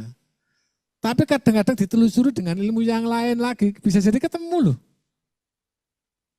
Walaupun hubungannya nggak maksimal, misalnya begitu, tetap pasti ada hubungannya, kadang-kadang ketemu itu. Kayak gitu. Lalu dari mana? Nah itu perlu kajian teori lagi, pengalaman, riset yang berkelanjutan. Bisa jadi ketemu. Maka hal yang aneh-aneh yang sekarang kita nggak ketemukan, suatu saat bisa jadi ketemu gitu. Ya toh. Jadi jangan terlalu cepat menyimpulkan, nanti hasil penelitiannya kayak bagaimana. Bisa jadi itu sekarang masih belum ketemu. Good nih Pak Haji. Ada yang asosiatif ini nanti yang ini yang asosiatif sudah tadi. Asosiatif yang simetris ini. Tadi sudah ini sorry. Ini yang kausal sebab akibat. Adakah pengaruh gaji terhadap prestasi? Itu contohnya. Apa benar dikasih gaji apalagi dinaikkan terus, naik juga prestasinya. Belum tentu. Bisa iya, bisa tidak. Gitu toh. Nah, itu yang terjadi. Banyak yang dapat sertifikasi, yang guru sama dosen. Jadi dana itu dari pemerintah untuk meningkatkan kemampuan profesi mereka dalam mengajar, dalam mendidik. Uangnya banyak dibelikan gelang, gitu, dibelikan kalung, gitu. Bahkan belum keluar aja sudah ditunggu-tunggu. Gitu. Kenyataan di lapangan itu kayak gitu. Tadi ada yang semestinya terjadi, ada yang tidak semestinya. Nah ini ngontrol kayak gitu itu kan sulit, apalagi jumlahnya ribuan. Gitu. Berapa besar pengaruh pimpinan terhadap disiplin kerja pegawai? Nah ini juga dilihat. Apakah promosi berpengaruh terhadap volume penjualan? Apakah biaya promosi berpengaruh terhadap volume penjualan? Belum tentu juga. Pernah mendengar? Ya, kita sebagai pelaku bisnis memandang hal-hal seperti itu, apalagi sesuai dengan teori, sesuai dengan logika, sesuai dengan tataran-tataran yang sangat jenius untuk ditindaklanjuti, itu wajar loh. Tapi ada faktor lain yang kadang-kadang di luar kewajaran. Wis dipikir no promosi ini produknya bermutu, ya loh. Ini macam-macam dipikirkan, distribusinya sudah oke. Tapi ono sih nggak laku ya ono. Ya toh? Nah, ada yang jualan di gang sempit laku keras. Di jalan raya malah nggak laku. Saya baru ketemu Kak, saya punya langganan nasi bebek di Malang ini. Jadi dia buka lagi cabang di Soekarno-Hatta nggak laku. Saya tanya, apa nggak rame? Rame Pak. Kendaraannya lebih banyak daripada yang di gang di Sengaling sana. Mek rame kendaraannya tok jadi ngomong ngono ya. Tapi di Sengaling enggak Pak. Loh kok beda ya? Padahal itu cuma di jalan enggak besar. Yang masuk gang itu. Loh. Akhirnya membawa suatu kesimpulan bahwa kita memang diharuskan untuk berusaha memang. Tapi senentan rezeki ya, pangeran ngono ae wis bahasane ngono. Akhirnya punya kesimpulan ke sana. Kan gitu loh. Jadi dokter itu bukan menyembuhkan. Ya loh, hanya mengobati. Masalah sembuh, gak iso jamin. Iya toh? Oh, merdobati mati ono ya. Jadi larinya ke sana. Kita masih peran kita hanya tataran untuk ikhtiar, berusaha. Kembali kepada yang Maha Pencipta. Dari usaha. Tapi kita memang disuruh untuk usaha memang. Jangan berdiam diri. Ikhtiar namanya. Nah, masalah nanti dikasih banyak, dikasih sedikit, ya alhamdulillah. Gitu aja loh, ya loh. Gitu. Xiaomi itu pakai iklan enggak? Tahu kita iklannya Xiaomi. Bagaimana dengan Oppo? Beda kan? Beda. Gencarnya luar biasa Oppo. Nah, itu joget di pinggir jalan. Pernah lihat ya? Pernah, Pak. Apa itu juga dilakukan Xiaomi? Enggak, beda. Bahkan cenderung tanpa iklan itu Xiaomi. Laku. Loh itu kan gitu.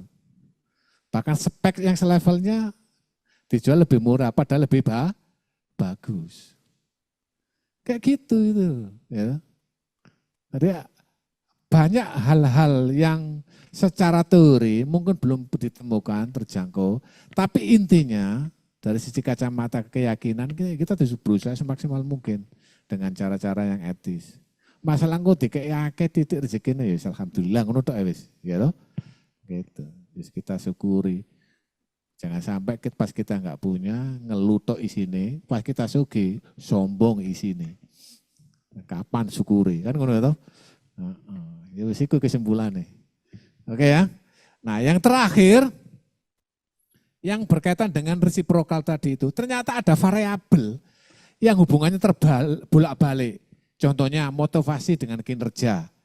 Artinya motivasi berpengaruh terhadap kinerja, tapi kinerja juga berpengaruh terhadap motivasi. Iso dibolak-balik. Dan biasanya alat yang digunakan menggunakan SLAT-SEM. Gitu. Ada yang kepuasan dengan loyalitas. Kepuasan berpengaruh terhadap loyalitas. Tapi loyalitas juga berpengaruh dengan kepuasan, terhadap kepuasan. Dan itu bisa diukur. Pakai metode kuantitatif. Alat tulisnya pakai SEM juga bisa. Tapi nggak semua variabel begitu, gitu loh masalahnya. Kayak gitu. Hanya variabel tertentu. Nah di penelitian itu ada yang serumit kayak gitu.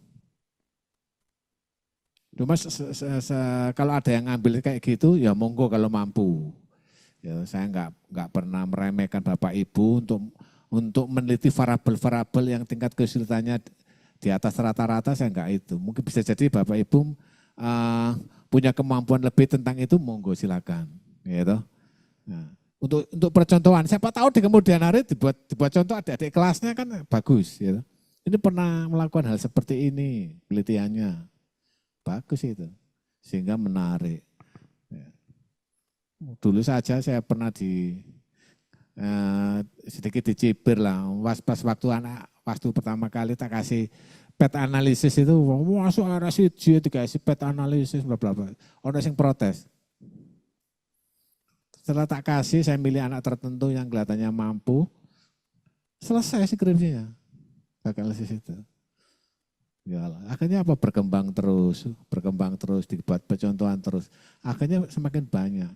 Sehingga khasanah tentang keilmuan berkaitan dengan ilmu alat itu terus gitu. Nah, itu yang saya inginkan. Jadi bukan hanya seputar di ilmu itu saja, tapi ada perkembangan selanjutnya. Sehingga semakin banyak khasanah ilmu pengetahuannya. Kan gitu dalam ilmu pendidikan. Gitu. Jadi ilmunya diputar terus sampai berkembang kemana-mana. Bahkan menemukan hal-hal baru. Itu yang bagian inti dari penelitian, menemukan hal-hal baru. Di samping bisa juga meneruskan penelitian yang sudah ada. Oke, kelihatannya itu. Ada nggak pertanyaan sebelum saya akhiri? Saya Pak Buhori izin bertanya. Nah ini, bisa Bu, ini ketut ya? Saya Ana Pak. Oh Bu Ana, sorry nggak kelihatan di sini. Iya, mohon izin untuk tidak on cam Pak. Oke. Tadi kan Bapak bilang katanya ketika kita meneliti ada etika dalam pengambilan penelitian tersebut ya Pak. Betul, iya. Nah benar. katanya itu ada surat pengantar ya Pak untuk meneliti. Betul, iya. Nah apakah itu diberikan dari kampus Pak? Oh gitu, pertanyaan. Iya, gini. Kita ini kan sebetulnya orang asing yang membutuhkan tujuan kita tercapai, gitu. Tentu ketika kita masuk ke wilayahnya orang, kita akan jadi tamu di sana. Dan tamu itu punya etika. Walaupun tuan rumah harus menghormatinya. Dalam dunia penelitian juga begitu. Ada surat pengantar untuk mengizinkan mahasiswa melakukan penelitian. Itu normalnya. Tetapi ada yang enggak normal, ada. Nah, kurang dalam. Kok birokrasi ini guru ya, enggak apa-apa, nyusul. Kenapa? Dia udah orang dalam gitu loh. Kok birokrasinya surat pengantarnya nyusul? Enggak boleh, karena sudah tahu. Gitu loh. Siapa dia itu sudah tahu, jadi enggak diragukan lagi. Ada yang tanya dulu, enggak pakai surat pengantar tapi tanya dulu. Boleh enggak Pak Herdi, nanti kalau suatu saat saya penelitian di sini. Kalau ngomong boleh, baru dibuatkan. Ada yang kayak gitu. Ya.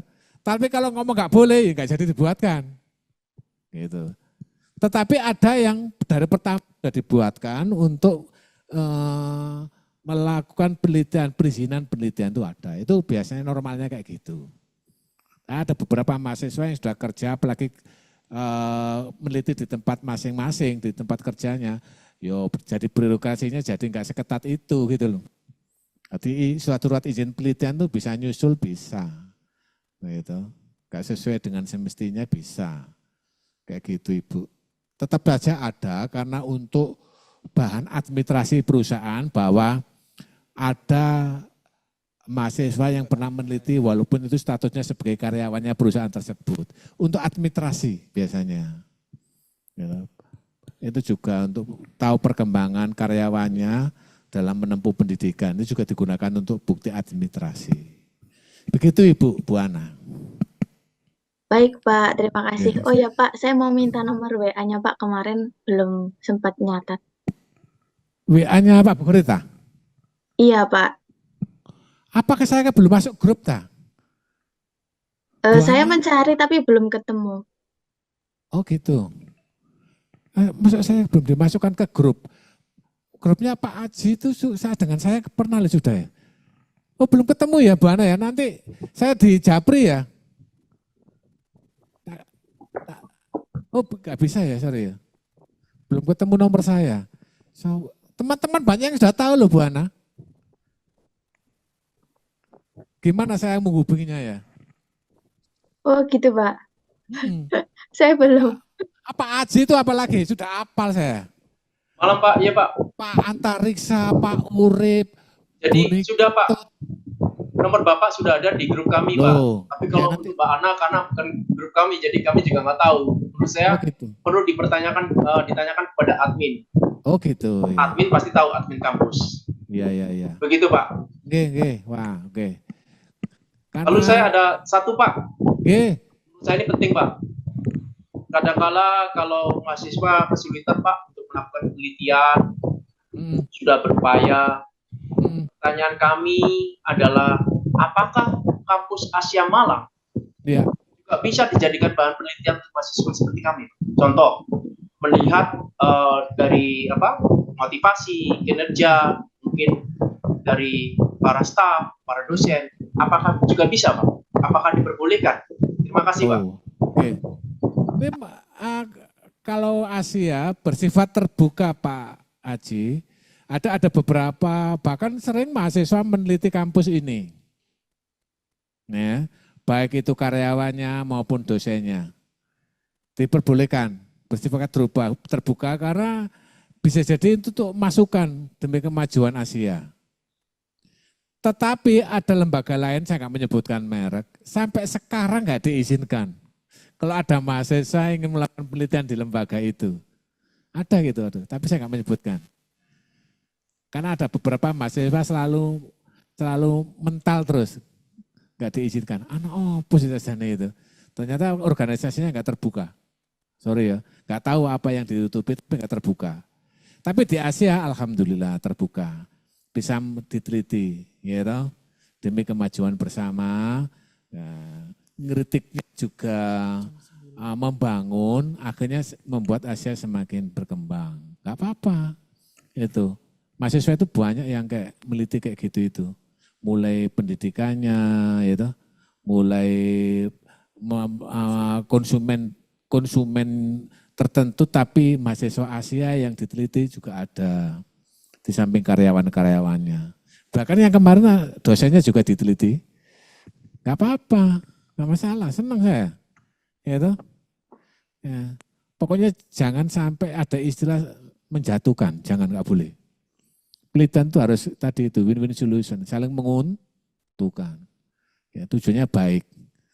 Ya, jadi tujuannya harus baik, gak boleh menjatuhkan, gak boleh. Gitu. Semua pribadi dan organisasi itu punya kelemahan masing-masing. Dundi sama saja punya kelebihan masing-masing dan kekurangannya. Oke, gitu aja Pak Aji. Boleh Pak Aji kalau meneliti di Asia. Bagus Pak, iya Pak. Iya. Saya mau menambahkan Pak.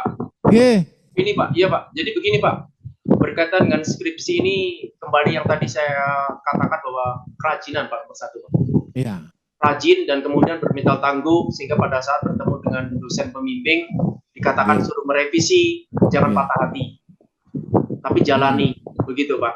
Sebab prinsipnya seperti kalau kita tahu hukum momentum Pak, pada saat kita sudah aktif dalam bimbingan dan itu terus dilakukan, nanti skripsi kita akan berjalan terus Pak, sedikit demi sedikit seperti yang tadi Bapak katakan, lancar terus. Nanti melanjutkan skripsi itu adalah menjadi sebuah kebiasaan kita. Ya betul sekali. Hingga kita merasa kalau kita tidak melakukan bimbingan skripsi, rasanya malah menjadi aneh, begitu Pak. Iya. Betul. Karena sudah kita menjalani hukum momentum, kalau sudah bergerak, gaya yang dikeluarkan untuk menggerakkan itu jauh lebih kecil Pak.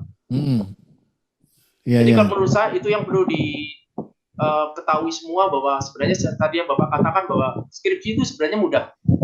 Betul. Skripsi itu sebenarnya mudah. Cuma mindset kita yang perlu diubah. Ya, kalau mindset kita berpandangan skripsi sulit, pasti kita sulit. Betul. Kalau kita berpandangan skripsi itu mudah, asal saya membuka diri, saya rajin, pasti mudah. Itu saja Pak, terima kasih Pak. Oke, terima kasih Pak. Ini cara motivasi Pak Haji ya, bisa diterima. Jangan sampai menghilang. Maju sekali bimbingan langsung seterusnya menghilang, ingat ya. Itu nggak baik. Yalah. Karena yang susah nanti bukan hanya mahasiswanya, dosennya juga bingung. Anakku ingin nanti ya, enggak muncul-muncul bimbingan gitu. Jadi merasa kehilangan. Benar, karena di AC itu sangat diperhatikan mahasiswanya. Bahkan ditelepon, saya telepon itu anak-anak itu. Kamu belum KRS-an, kamu kalau belum bimbingan, itu diingatkan. Bahkan ada grupnya untuk lebih mudah mengingatkan. Oke, terima kasih, itu saja.